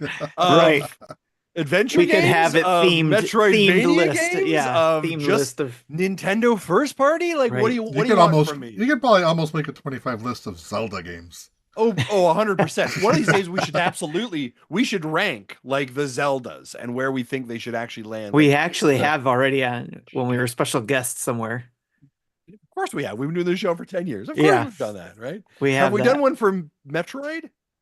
I don't think so. We've had a battle for which is better, the 3D Metroid or 2D Metroid between Marty and I, but with I think Nintendo I, nostalgia. I think we should rank all the Metroids in preparation for Metroid Prime. That's a good one. That's a good Yeah. idea. Okay, where we someone's got to write So down I had these 21 notes. Boomerang Foo, then number 20 for me is Tavern Talk. You Because really enjoyed that, didn't you? that to me, I know there's other games like that in this genre of games, but for me, this was my first dive into this type of Yeah. style of game. But the part of it that I enjoyed the most was that it reminded me of being that NPC in a D&D world, an NPC innkeeper who, you're just, if you're a player playing D&D, you're talking to the barkeep behind the bar, and that's it. But you're actually that NPC. You're that barkeeper, and you're helping give them drinks, but the drinks impact their story. Right. And that's what I enjoyed the most. So That's awesome. that's why it's 20 on my list. Okay. How about you, Justin? 20 on your 20 list. on my list is Mario Wonder. That is a good one. My 20 is Final Fantasy 1 through 6 Pixel Remaster. Another group. But still, one cart. Yes. That is a It is legitimate one single cart. purchase. Yes. I didn't cheat to that one. It's a good one. I probably would have picked that too because it's yeah. I think there was something on my list that's something similar. Oh no, it was the honorable mention for the Dominus collection, the Castlevania Dominus collection. It's one cart. It has all the games on it. So, but yeah. Cool. And then Marty's 20 is Hades. Nice. Hades, that is a good one. And then 19 is Dead Cells. Ooh, such a good game. Yeah. That one filtered, Oh. jumped up and down for whether I was going to put it on the list. I still have yet to play that one. My Sorry, 19, I Jesse. put Super Mario Maker 2. Nice. While I didn't necessarily like the user-generated content, I did like the Nintendo-generated content, and that was enough for me to get it up there. What year do you suspect we're going to see Super Mario Maker 3 on the Switch 2, now that we have mouse control? 27. That's pretty reasonable. Is that before or after Animal Crossing? After. That's I love how I feel like we're having a production meeting. We should basically like draw it out. What year do we think Nintendo's big titles are going to drop in? That we got another show idea. Another show idea, right? So where's a whiteboard? We need to start writing down these things. Right behind you, sir. Right behind you. Then I have to explain to my coworkers why it says Mario Maker and Star Fox on a whiteboard. Hold on, I gotta write this down. That's a hard conversation. Metroid list, and then we've got the what years? What years? Yeah. Yeah. Ladies and gentlemen, welcome to a Nintendo Dad's production meeting. This is very similar to what Nintendo games come out. This is normally post-show content, but sure, why not? I gotta write it down now, otherwise we'll forget. Yeah. All right. So where are we at now? 19 for 19. 19. Justin's All right. 19. Go ahead. Yeah, my 19 is Inscription. Jesse and all y'all, I think, Tim, y'all got me addicted to Inscription. Yes. And that was like a bad addiction. Yeah, it was so good, but so bad.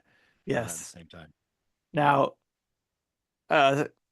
spoilers, this is not on my list anywhere either. Oh, it's on mine, because but I won't be talking about it for a while. Yeah. I mean, I swear, because Sea of Stars and Inscription, they were both top games for each of the years they came out. And it was like all these other games just beat it out. Because I was like, why isn't it on this list? Where can I put it? And I had to go back further in the list and put on some others. It was like crazy. All right. So number 19, you got Inscription. So thank you for putting that on there for us. Yeah, you're welcome. 19, I had to put Ultimate Chicken Horse. Thanks to Chris HL. I had to put it because it's so much fun playing. It's another party game. I had to put some party games on the list, and that is a game that's crazy, stupid fun. Ultimate Chicken Horse. It'll probably be the only vote it gets, but I'm glad it's there. Well, if Chris submits a list, it'll be another vote, I'm sure. Sure. So if somehow Ultimate Chicken Horse ends up in our top 10, we're having words. We're having genuine words about this. Have you played Ultimate Chicken Horse? No, I haven't played Ultimate Chicken. Okay, you gotta watch the video or watch some craziness. Don't just watch the gameplay video. You gotta watch it like if somebody's actually playing together with other people. Like one of our own videos. I think we actually have a Friday night NSO video where we're playing that game. Nice. You want me to tell you where it's ranked right now based on everything I have? Nope. Okay, nope. I won't. All right, number 18, Monster Hunter Rise. Great pick. Number 18 for me is Disney Illusion Island. That is a good one. I still have yet to play that one myself. They've been doing some free updates, by the way, too. And I think there's I saw that content update coming as well soon. I've been wanting to pick up that one physical, and whenever I go to the store, it's never there. Yeah. It's a good game. So mine is Animal Crossing New Horizons. Yes. Yeah. Good choice. Marty's at number 18 is Clubhouse Games 51 Worldwide Classics. Another good choice. Yep. And then his number 17 is Mario and Luigi Brothership. And again, I am not challenging him. That's crazy. That's as high, because I didn't think he was as high on that one as I wasn't as high. I didn't think he was either. I thought like he liked it, but I didn't think he was nearly, because I think he's like at the last 10 hours he was angry at it, wasn't he? Yeah, so was I. Right. Everybody who played it was. I haven't got that far yet, but I assume y'all were pretty angry. I got there and I stopped. So pretty much the last chapter, basically. Pretty much, yeah. Jesse, number 17. Yeah, I have Super Mario 3D World plus Bowser's Fury. Yeah, I didn't really play the 3D World part, but I did like the Bowser's Fury. Bowser's Fury. So good. Yeah. That was a good one. Awesome. Yeah. My number 17 is Cocoon. That is a good one too. Great puzzler. Is that on my honor? Yeah, it's on my long list of honorable mentions that didn't make the list. So, all right, my number 17 is SteamWorld Heist 2. Nice. Again, it was another one of those high on my list during the year it came out, Yeah. but it didn't make it to the top of the top 10. So, That's because crazy. all the games that I, when I looked at this, it just was like, nope, this beats it out. And then my number 16, where we're going to end it this week, not for me, but you guys are going to still name yours. But for my last one, it's World's End Club. Oh yeah. Right. I Yeah, enjoyed the story of that game so much. I liked it too. It should be on my list, but I just completely forgot about that game. That is a challenge, right? There's so many games you're like, oh right, that came out too, right? Like I Yes. totally forgot about that, right? I think Astral I still Chain is have a a great button example around of here that. somewhere with a theme song. That was Nice. a great theme song too. Yeah. Again, I know there's other games and other things that have come out before it I had never played. So to me, this was a new experience, and that's why I think it's higher up on my list because of the experience I had with it and the story. Yeah, that makes sense. My number 16 is Big Yawn. I Whoa, never heard of that it's not game the name of the before. game. Holy diner, that just hit me like a brick. But my number 16 game is Metroid Prime Remastered. Wouldn't you like to know where that falls on my list? I would. I'd be very interested in seeing where that landed for your list. You will find out I soon struggled. enough. I struggled to put it down at 16. I think like it was a real if then or this or that. So Hmm. yeah, My 16 is Thank Goodness You're Here. nice. Yeah, Yep. that's a good one. And it's interesting to see the mix of these games from newer games to games that came out like all the way back to year one, right? So Hmm. Yeah, like Golf Story. yeah. And then Marty's game is Super Mario RPG. Nice. So there they are. That's our first 10 of our top 25. Sorry, 1 second. So Nice. I'll mention the other honorable mentions while you're doing that. Yeah, So yeah. I mentioned the Castlevania Dominus collection. Some other ones that were in my honorable mentions. Like I said, I got a long list, but these were like the five from the top there. F-Zero 99, Sea of Stars, Super Smash Brothers Ultimate, and Dokapon Kingdom Connect are all honorable mentions. But those did not beat out Ultimate Chicken Horse. I I'm telling you, that game is crazy fun. That's why it's that high in that list. It's a stupid looking game, and you just look at it. Yeah, you're gonna just be like, "What is this? Why is this on your list, Tim?" I understand why you're giving me that look, but when I played it with these guys and played it with, when you play it with friends, it's one of those things. I'm sure there's a party game that you could sit there and play and had a good time with, and would possibly consider it to be on your list because of how much fun you had with it. It's just like Boomerang Foo. That's on the list because of how much fun I had with that with my kids. Yeah. Okay. Well, we all don't have to be right all the time, right? And I think that's a special You're thing for right. you, You're right. You don't right? have to be right all You the don't time, have to be right Justin. all the time. So I think you're wrong. Crazy, crazy. No, it's awesome. But this is the joke about it, right? Like Yes. my shock about like, wait, what, that game? But like the thing is that we are all attached to these games in different ways, right? We Yes. all have different memories associated with them, and that is part of our how we create lists. Like our list is not the top 25 best Metacritic games. It's not the top 20. Like it is what it means to us. And so that Yes. game being at 16 for you, yes, I'm giving you a ribbing about it, 19. right? Like Yeah. 19. Because if it was 16, I'd be really losing my Yeah, shit, right? you would have just like Um, kicked me off the show right, if you're out of here. yeah. Fired. Right. Just giving you a ribbing about it because these are all important things to us in different ways, right? Yes. And so yeah, that's cool. That's awesome that it resides for you. And shout out to Shannon, who's in here, Spider Shan, who reminded us because we actually talked about doing a top 25 before, but he's the one who sent in the question reminding us, hey, what are your top 25 Switch games, guys? And we were like, we're not just gonna answer this in one Yeah. show. We're gonna make this a thing. We're gonna we're gonna nurse this for 4 weeks of content is what we're gonna do. Yes. Right? We've got a lot of time here. Yeah, so great list. Thank you very much. Let us know, folks, which ones do you think we are? Would you agree with, disagree? What have we definitely missed already in our 25 from us as well? Yeah, Love to and hear yours as if you well. want to submit your list so I can add it into my spreadsheet, Discord or email. Yeah, 100%. Next week, we're going to be talking about our lists from number 15 to number 6. And then the week following that, just for those of you that are paying attention, and again, May 1st, we'll be giving away a Nintendo Switch 2 game on the show live if you are a member of our patron or part of our Patreon community, which includes our Discord folks as well. Sorry, Discord folks, Twitch folks as well. All those wonderful folks that are part of that as well. The week after that, we are actually going to be in PAX East. Jesse, Tim, and I arriving in PAX on Thursday, which we are excited about. PAX East over in Boston.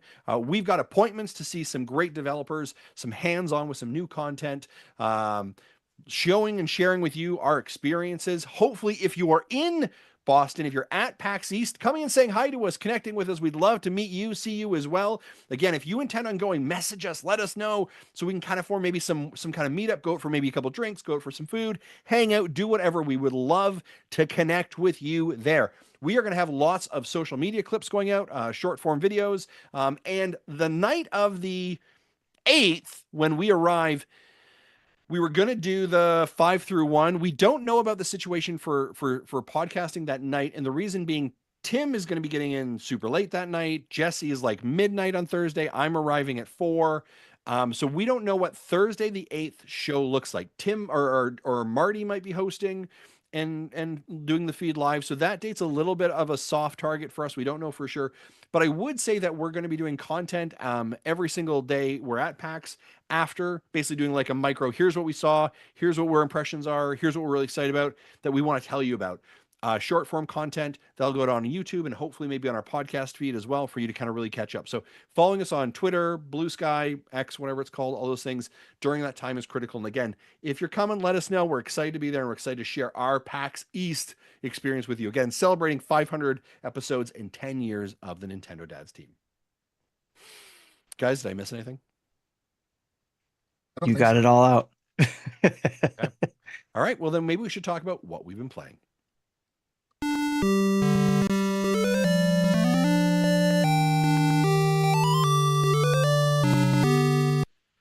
I see a couple things on the list that are duplicates. So Jesse and Tim, you look like you've both been playing All in Abyss, Judge the Fake. So maybe have the two of you share that conversation together. And then it looks like, Tim, you and I have been also playing Blueprints.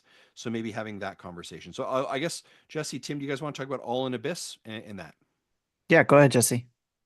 Yeah. So I think, last week did I finish chapter 2 last week? Or was I just starting chapter 2? I don't remember. I have finished chapter 3. I think there are 5 chapters total based on what the slots in the gallery looks like. And so, yeah, each chapter just seems to get stranger and stranger. So again, this is a poker game. The poker game where you have, and your opponent has abilities that can help or hinder.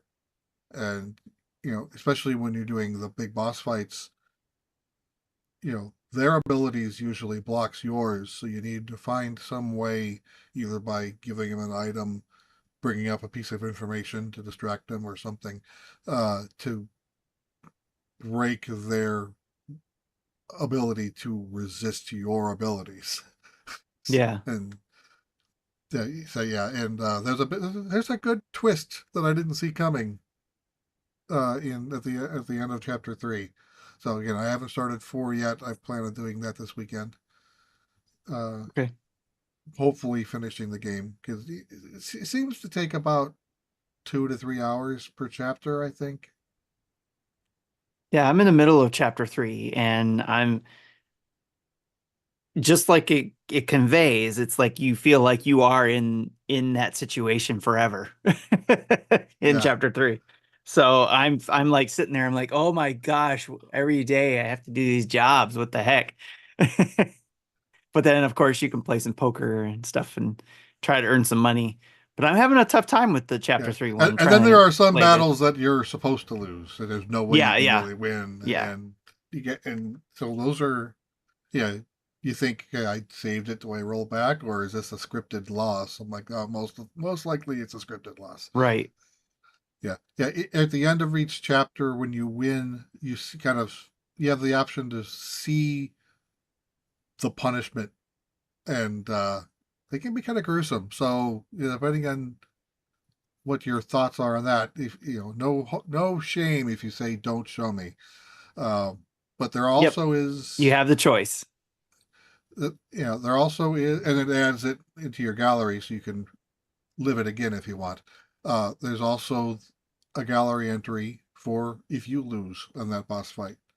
But I didn't lose in chapter 2. I lost in chapter 1 and 3 and had to rerun it. So I've got, of the first 3 chapters, I have 5 of the 6 gallery entries. Nice. Yeah, I didn't lose chapter 1. I did lose chapter 2. And had to replay that one. So I have both of those files. I watched chapter 1, and then that's when I was like, "Yep, I'm not watching anymore after this one." Yeah, 2 actually looked sane for a bit, and then it didn't. Okay. Yeah, there's some curiosity there, but it's like just they get very Yeah, detailed, and it's yeah. I'm planning on watching them all. okay. I am not going to back down, but still, like, ooh, Yeah, okay, if sure. you lose or your opponent loses, you get tortured essentially. So, uh, and it's very graphically detailed as to the torture. Yeah, not animated graphic. It's done in Right. stills, but still, It's it does a good enough. job for what it Yeah. does. Yeah. It's like I'm not here for that part of the story. So I'm here for the poker and to see what happens towards the end of Yeah, it. So and kind of what I said about the Dance of Cards, where it's kind of a bad poker game. A lot of the hands are scripted. yeah. I'm starting to think this does it too, because I do see a lot more straights and flushes than I would normally see in a pure random poker game. Okay. You know, That makes sense. Have you, for the abilities, for the skills, um, what have you been focusing on for your skills? uh, I have the trying to think of the name of it. Uh, the one that I talked about last week, that where they can't fold. It's make Okay. make them. I don't remember the term they use. It's a poker I term. know which one you're talking about. Yeah, where they Yeah, can't fold yeah, if you use that skill. Yeah. yeah. And one where I think it costs. It's pretty expensive. You can't use it as often. It's the next card will match one of my whole cards. Yes. I use that one too. Yep. Yeah, I want to get the one where I can kind of pick the card that'll come out, but I haven't been able to afford that one yet. Yeah. Yeah, so though at the So end of there's chapter 3, I did get like 500 points, so I should be able to buy or upgrade something. nice. Yeah, so the skills for anybody who's listening, you get a certain amount of skills you can use and then it um um rebuild after you use it, like 1 point per turn, I think it is. Yeah, I think that's your luck meter, where Yeah, okay, yeah. it starts The out luck 8 out meter, of that's what it 8. is, yeah. You can buy you can buy a volume 1 of a series of books that increases your limit. Volume 2 is a reward for winning 5 games in a row in a challenge. I failed game 3, so That's a and tough one, then yeah. volume 3 is purchasable, but I haven't been able to afford it yet. So for each volume you get, you can increase your maximum luck, and Yeah. then You you're use those also luck points to use your skills. yeah, and then you're also able to temporarily increase your maximum luck if you spend money. It's good for a one shot thing, so try to time it before your boss fight. Yeah. I just learned about that But in this chapter. but they are optional. You don't Yes. have to do it, but they can help if you can time it right. I Right. normally will end up doing it and then stumble into a side game without the boss. I'm like, well, I just wasted that then. Yeah. Yeah, what I'm struggling with is the actual poker game. Like, um, it's hard to tell what to do in some certain situations for me. What cards to play, what not to play, what to fold, not to fold. Trying to get used to the how it, takes away your money even if you do fold, obviously. And it's basically hit And if the points. multiplier is up, you'll lose more for folding than you would Yeah. if you just So I called. try not folding when it's high up on the multiplier. And they count your um your currency as hit points essentially. So Right. So which is very interesting. I like this aspect. It's definitely different, yeah. and it's a narrative story with these action abilities of playing poker, and I'm liking it. It's just, man, chapter 3 is just like so grindy. Yeah. Oh, and even the boss fight itself, it'll take you a bit to figure out what you need to do Okay, that's because what I was afraid of. it throws another surprise at you. Yes, and just for anybody who's interested in, just a warning. Again, there's some graphic stuff. It is definitely waifu hunt heavy. Uh, so if you're into that stuff, great, check it out. But just to warn you, it is a mature rated game. And there is a first lookout on it that I did, so you can see. And that what's interesting is that first look does not even touch on what you find out later on in the game. So, all right, Jesse, what else would Right. you? That was the only thing That you've been that playing, right? that's the only thing I got. I have had very little time to play this week, All so right, that's the only game I have. Because Justin's. I talked about Blueprints last week, and I haven't touched it again since, so I don't have anything to Okay. add. Well, speaking of blueprints, Justin. That's what they call me, the blueprints. Yeah, no, I played got blueprints. Played about 40 minutes of it, and man, I want to go back to it. I really wish it was a game that I actually had portably. And I was Yes. trying to figure out like how like what do I need to do to have it on my phone? Right? Like what is the Xbox app that needs to cast it to my TV that I can just kind of take with me anywhere? But I've really, really enjoyed it. And for those who don't know, it is a puzzle, escape room, roguelite story adventure bundled into one. And That's a lot of hyphens. yeah, it's just awesome. I can see why it's been getting as much praise as it has been. I really hope this game comes to Switch. I don't see any reason why like I could see this in structurally. Switch too. Yeah, yeah, sorry, on Switch too. I can't see structurally why it wouldn't be able to do it. Like from a processing perspective, there's nothing that like graphically I think feels like it's stretching the device.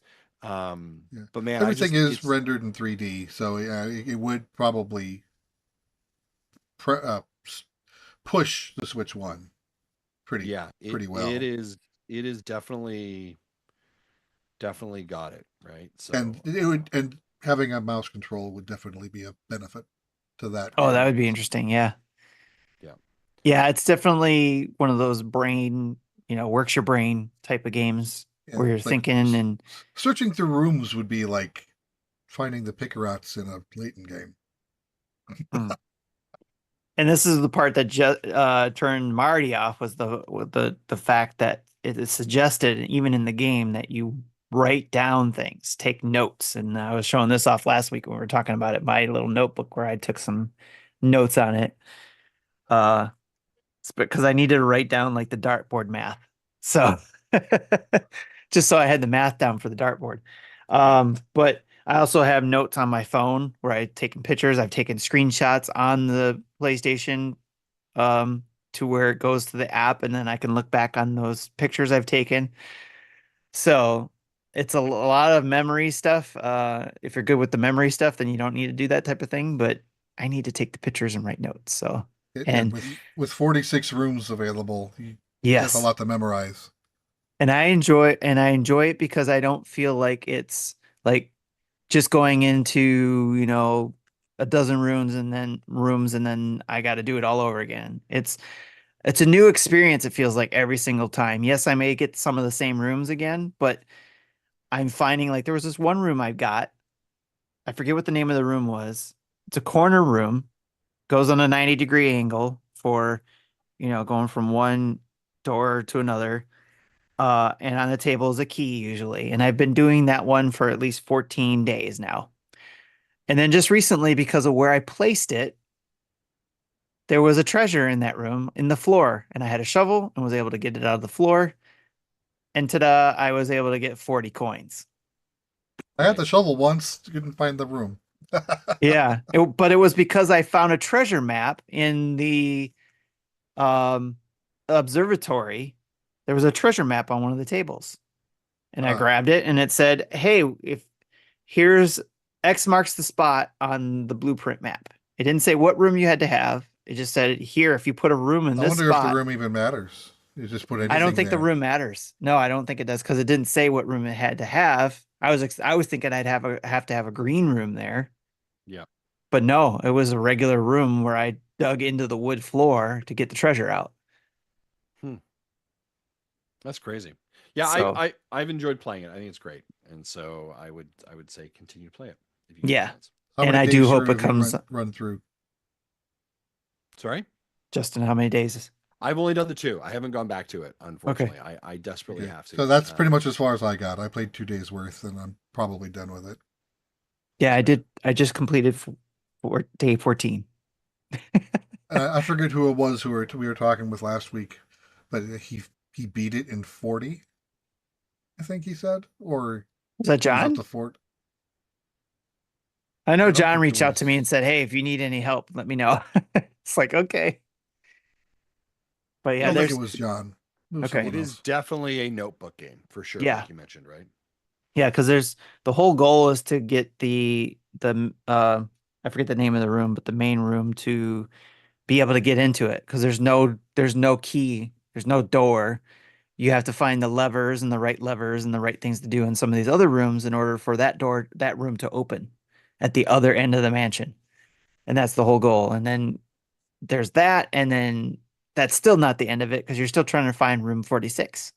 Mm, And there's so many other things intertwined with all these rooms. There's safes, finding letters, finding out what this red prince is. Uh, it's so much stuff. It's not just about the rooms and the steps. it really is. I remember finding a shopping list.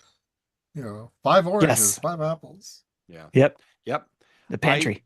it was very quickly. It was literally one of those things that I was like, okay, I'm not moving my Xbox up to the living room, but I think it's a game my wife would like love to play Oh together. yeah, yeah. And I was like, how can I stream my Xbox to my Apple TV to be able to sort of like aircast it or whatever it is to try and play Right. together. Yeah. So I haven't figured that one out yet. Yeah. But I've been able to cast my Xbox to my iPad, but I don't know if you can with an Apple TV. So I don't know yeah, if I you can don't. see my phone, but here's all the screenshots I Yeah. have of blueprints, different rooms and different notes that I took pictures of. That's the other thing. Library. You go in the library. If you ever open the library, you can, for the next day, take out a book. You get a list of books. You can actually Oh, check mark which book you want. And the next time you open up the library, that book will be on the table and it'll be about something on the subject that you asked about, like the pump room. And it'll interesting. give you notes on how to operate the pump room. So you have to future think. You gotta, yeah. I can barely Oh, current think, let alone future It, think. it, there's that, and there's other rooms. Like I just did, stumbled upon the freezer room Okay. where it had everything frozen, and you could see stuff like the gems and the keys and all that frozen in this room. And I was like, this is interesting. There must be, maybe I'm supposed to put it next to the furnace room. I don't know. I just first time I or stumbled upon it, a and hammer to then smash the ice. no, I possibly, but I went over to another area, and not even like next to it or anything. It was like 2 squares over. I put a sauna there, and then all of a sudden it said freezer room melted or something like that. And I was like, I went back to Oh, the freezer room, and all of a sudden I had all that stuff unlocked. I was like, what is going on here? that's smart thinking. Yeah, it is just a game that has just like it's got my brain, right? And so it like it is such a one more run, one more thing. I can think like Yes, and you take something from it every single time. yes. Um yeah, I think it's it would be worth it to move it to the TV in the living room for you guys to play together. yeah, I think so too. So So cool. What else you been playing, Justin? Really briefly continuing my Xenoblade Chronicles 3. I'm 32 hours into it. I feel like now I can't stop. And it's a problem. Um, yeah, I'm that far into it, so just keep grinding. I'm actually at a spot now where I had to take a boat, leave an island, and like explore other islands around it. Oh And yeah, yeah. that is super frustrating because I really liked it. Like when here's the mission marker and you go to the mission marker, and this whole area is like a lot of like I felt like I have backtracked way too much in this game in some of those areas, and that's frustrating. Like I really just want to be moving the story along and further along, and so some of that stuff's frustrating. Yeah. Yeah. So, but still enjoying it. Like, and again, I would love to have it finished before the Switch 2. I don't know if I can put in 30 more hours in the next, if I do an hour a day, like a job for the next little bit, I might be able to get there. But Yeah. and then I finished my battle pass for Fortnite. Next season is Star Wars Battle Pass, and so that's really exciting. But I met my number 100 level on that, so that's what I've been playing. Nice. Very cool.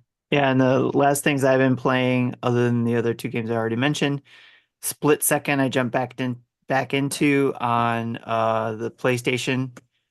Just it I can play it there. So it's one of my all-time favorite racing games. Um and I got to play it there, so I had to jump into it. And then speaking of racing games, we got a code for Hot Rod Mayhem. I did a first look of that. It's basically another Mario Kart type game. It's a kart game.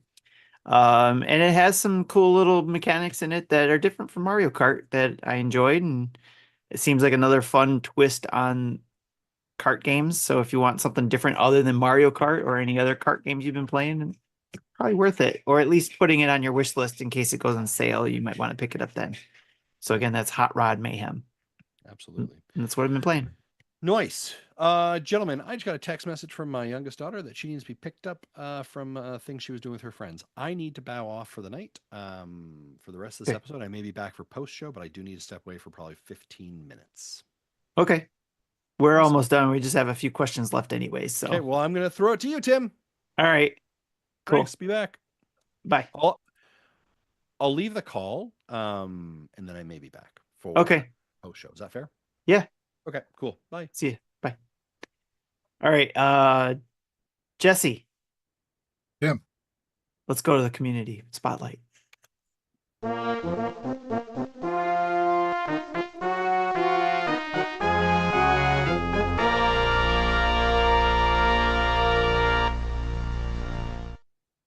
All right, we got a few questions left for the community. One of them being from Darth Platypus asking, what is a book that any Nintendo fan should read and have on their shelf? The first thing I thought of was Iwata Asks, Yes. and then pretty much pick your favorite franchise and just find as many art books Yes. as you can. I have a whole bunch of Final Fantasies, a whole bunch of Zeldas, Persona. In fact, there's a Persona cookbook that I pre-ordered. I think it won't be released until September, but there's a few cookbooks out there too that are pretty good. Nice. Yeah, and there's always the Zelda books and the ones that came out from Dark Horse. Those Yeah, are good ones. I think there's 4 in the set now, and I have all 4. There's Yep. Hyrule Historia was the first one, but there's a green one. I think there's a green, red, blue, and white book Mm-hmm. that are Yep. never really opened them. I just have them. Yeah, they're good. They're good look through and browse through every now and then. Another good one is like Console Wars, if you want to read about the history of Nintendo and Sega and all that kind of stuff. Anything about the gaming history is good, especially if you didn't live it, or even if you did live it, just rereading the backstory and some of the stuff you lived through. Yeah, I have this treasure chest shaped box of Zelda manga. Oh, that's right. I forgot you did get that. 3 or 4 different games. Yeah. Maybe more. That's been on my Amazon wish list for a long time. And then again, like you said, Jesse, any of your favorite games or any of your favorite systems, There's book people are making all kinds of books about those things that you can get from, I think Premium Edition has books that are cool there. Limited Edition has now books there. There's people on Kickstarter always doing books. In fact, I have one that I picked up that I have sitting right here. The Metroidvania Chronicles. Um, Cool. so just a book about all the different Metroidvania games. This is volume one, I think, or this phase one. There's a phase two, I think they're kickstarting right now. Phase on There's one. yeah, phase on one. They missed There's one. They missed also an opportunity. the hand-drawn game guides 2020X video game reflections book that our friend Philip had that he talked about. Who's also, of course, doing the Mega Man stuff right now. Yeah, So- and he added a comment or an update to that current campaign where he's listed a few other shows that he was on and gave us a call out. Yes, that was pretty awesome to see that and read that when I was reading. I was like, hey, I know those guys. So yeah, so lots of stuff as a Nintendo fan, definitely, and specifically, um, you know, like you said, Jesse, if there's a favorite game, a favorite system, there's bound to be books on it. And I have a whole bunch of other ones that I didn't even name that's on my Like shelf. I think I have a bunch of Dragon Quest books. Yeah. Yep. I have Metroid 1, 2. Especially So, things like that if they're big in Japan, even importing some books, even though you yes. can't read them, having them as a collector's item is still kind of cool. Especially if it's got good art in it. I like a good And art book. they usually do. Yeah. I actually after the hype for it died down, I was actually able to pick up the Fire Emblem Engage collector's edition because it had a great art book in that. I was able to pick that up later on for someone was reselling it, and I was able to pick that up. So lots of good stuff. I tried to get a lot of stuff. If it was my favorite game of the year or in my top games of the year, I tried to get a book about it or something if I can. All right, next question is from Koopa Kid 80. I'm confused about Nintendo Switch 2 upgrade cards. Which one come free if you have the expansion pass for NSO? And we had, of course, Jamie in our community who answered, so far, both Zelda Breath of the Wild and Zelda Tears of the Kingdom are the only ones added to NSO expansion pass. Right. Which is correct. So those are the ones that come free. Yeah, so if you're a subscriber, you do not have to pay the $10 to get the upgrade. You just get them. Yeah. But at this time, anything else, you have to pay the upgrade fee. So for the Kirby game's $20. And it does, and it's something that to be clear too, because I see it says he's confused about the Switch upgrade carts. So there's no upgrade carts. You get upgrades if you already own the Switch 1 game, Yeah. then you get the Like upgrade. if you don't own the game, you can buy the Switch 2 version, and it'll have the Switch 1 game with the Switch 2 upgrade packed in. You don't have to pay anymore. If you don't have it. But you've had to have then paid that extra price, so your NSO status is irrelevant. Yeah. But if you have the Switch 1 version of either or both Zelda games, then you can access the Switch 2 content for no additional cost. Yep. And even if it's not free, again, if you already own the game, you can pay the upgrade cost, which is a digital upgrade. If you already own the Switch 1 game to upgrade it to Switch 2. Yeah. And if you have the Switch 1 game on cart, you'll still need the cart in the system. Yes. Because that's your license key.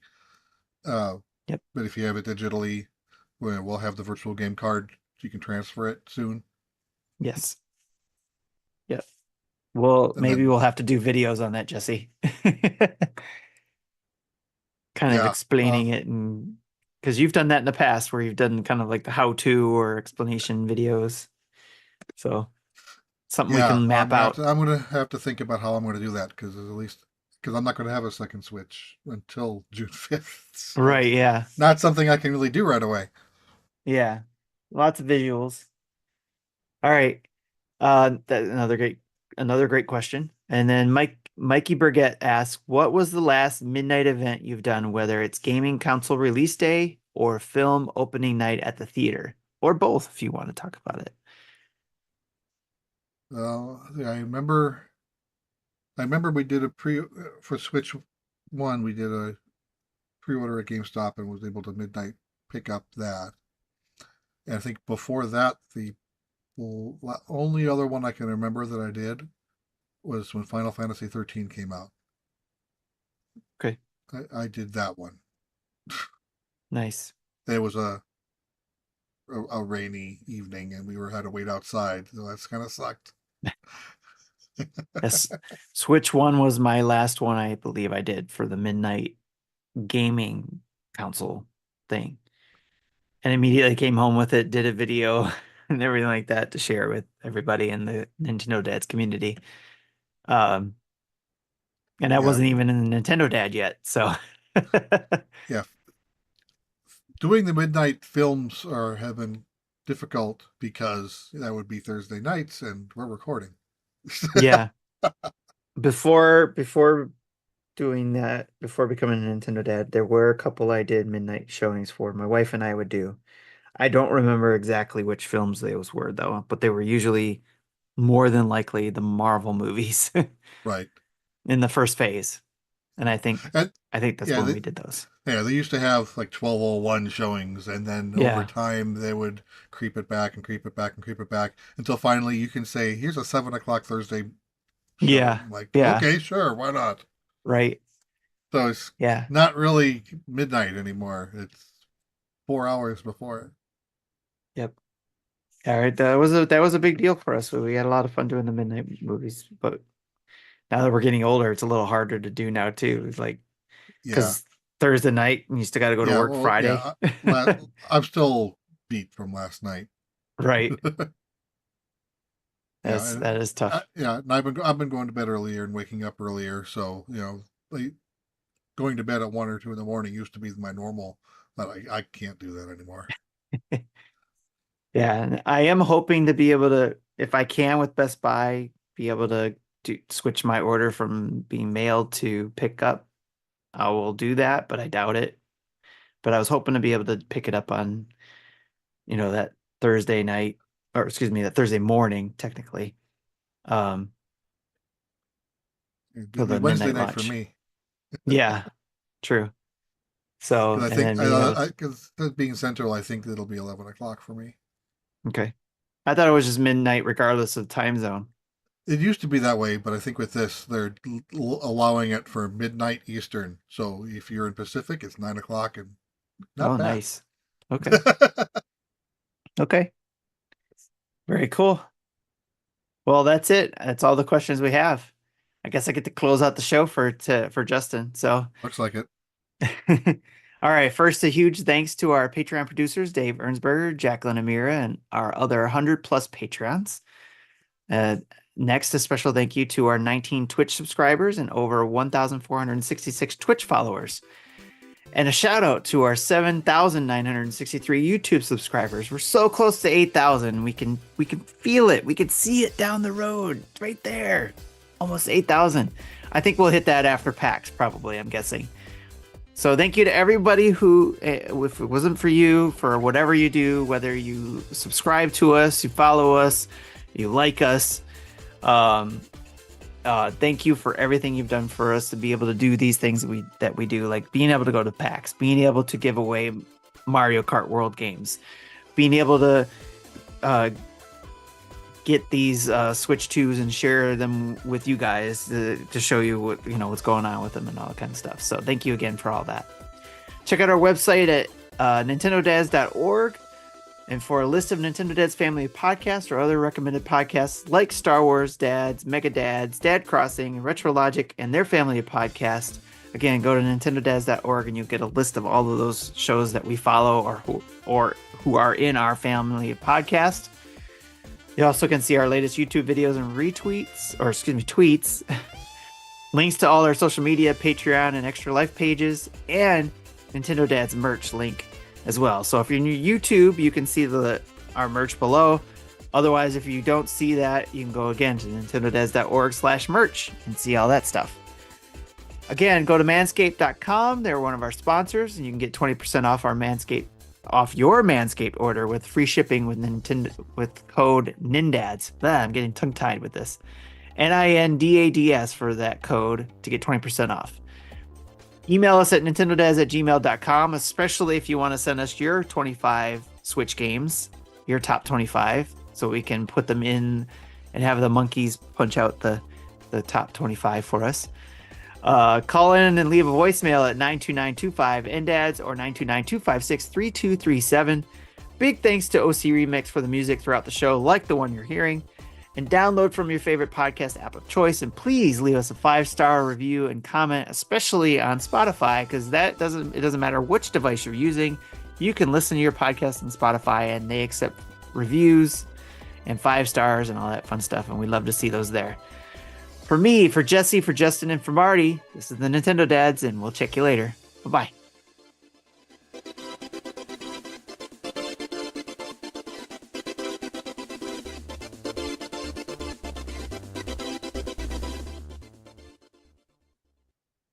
Thank you for listening to Nintendo Dads. Wait for it.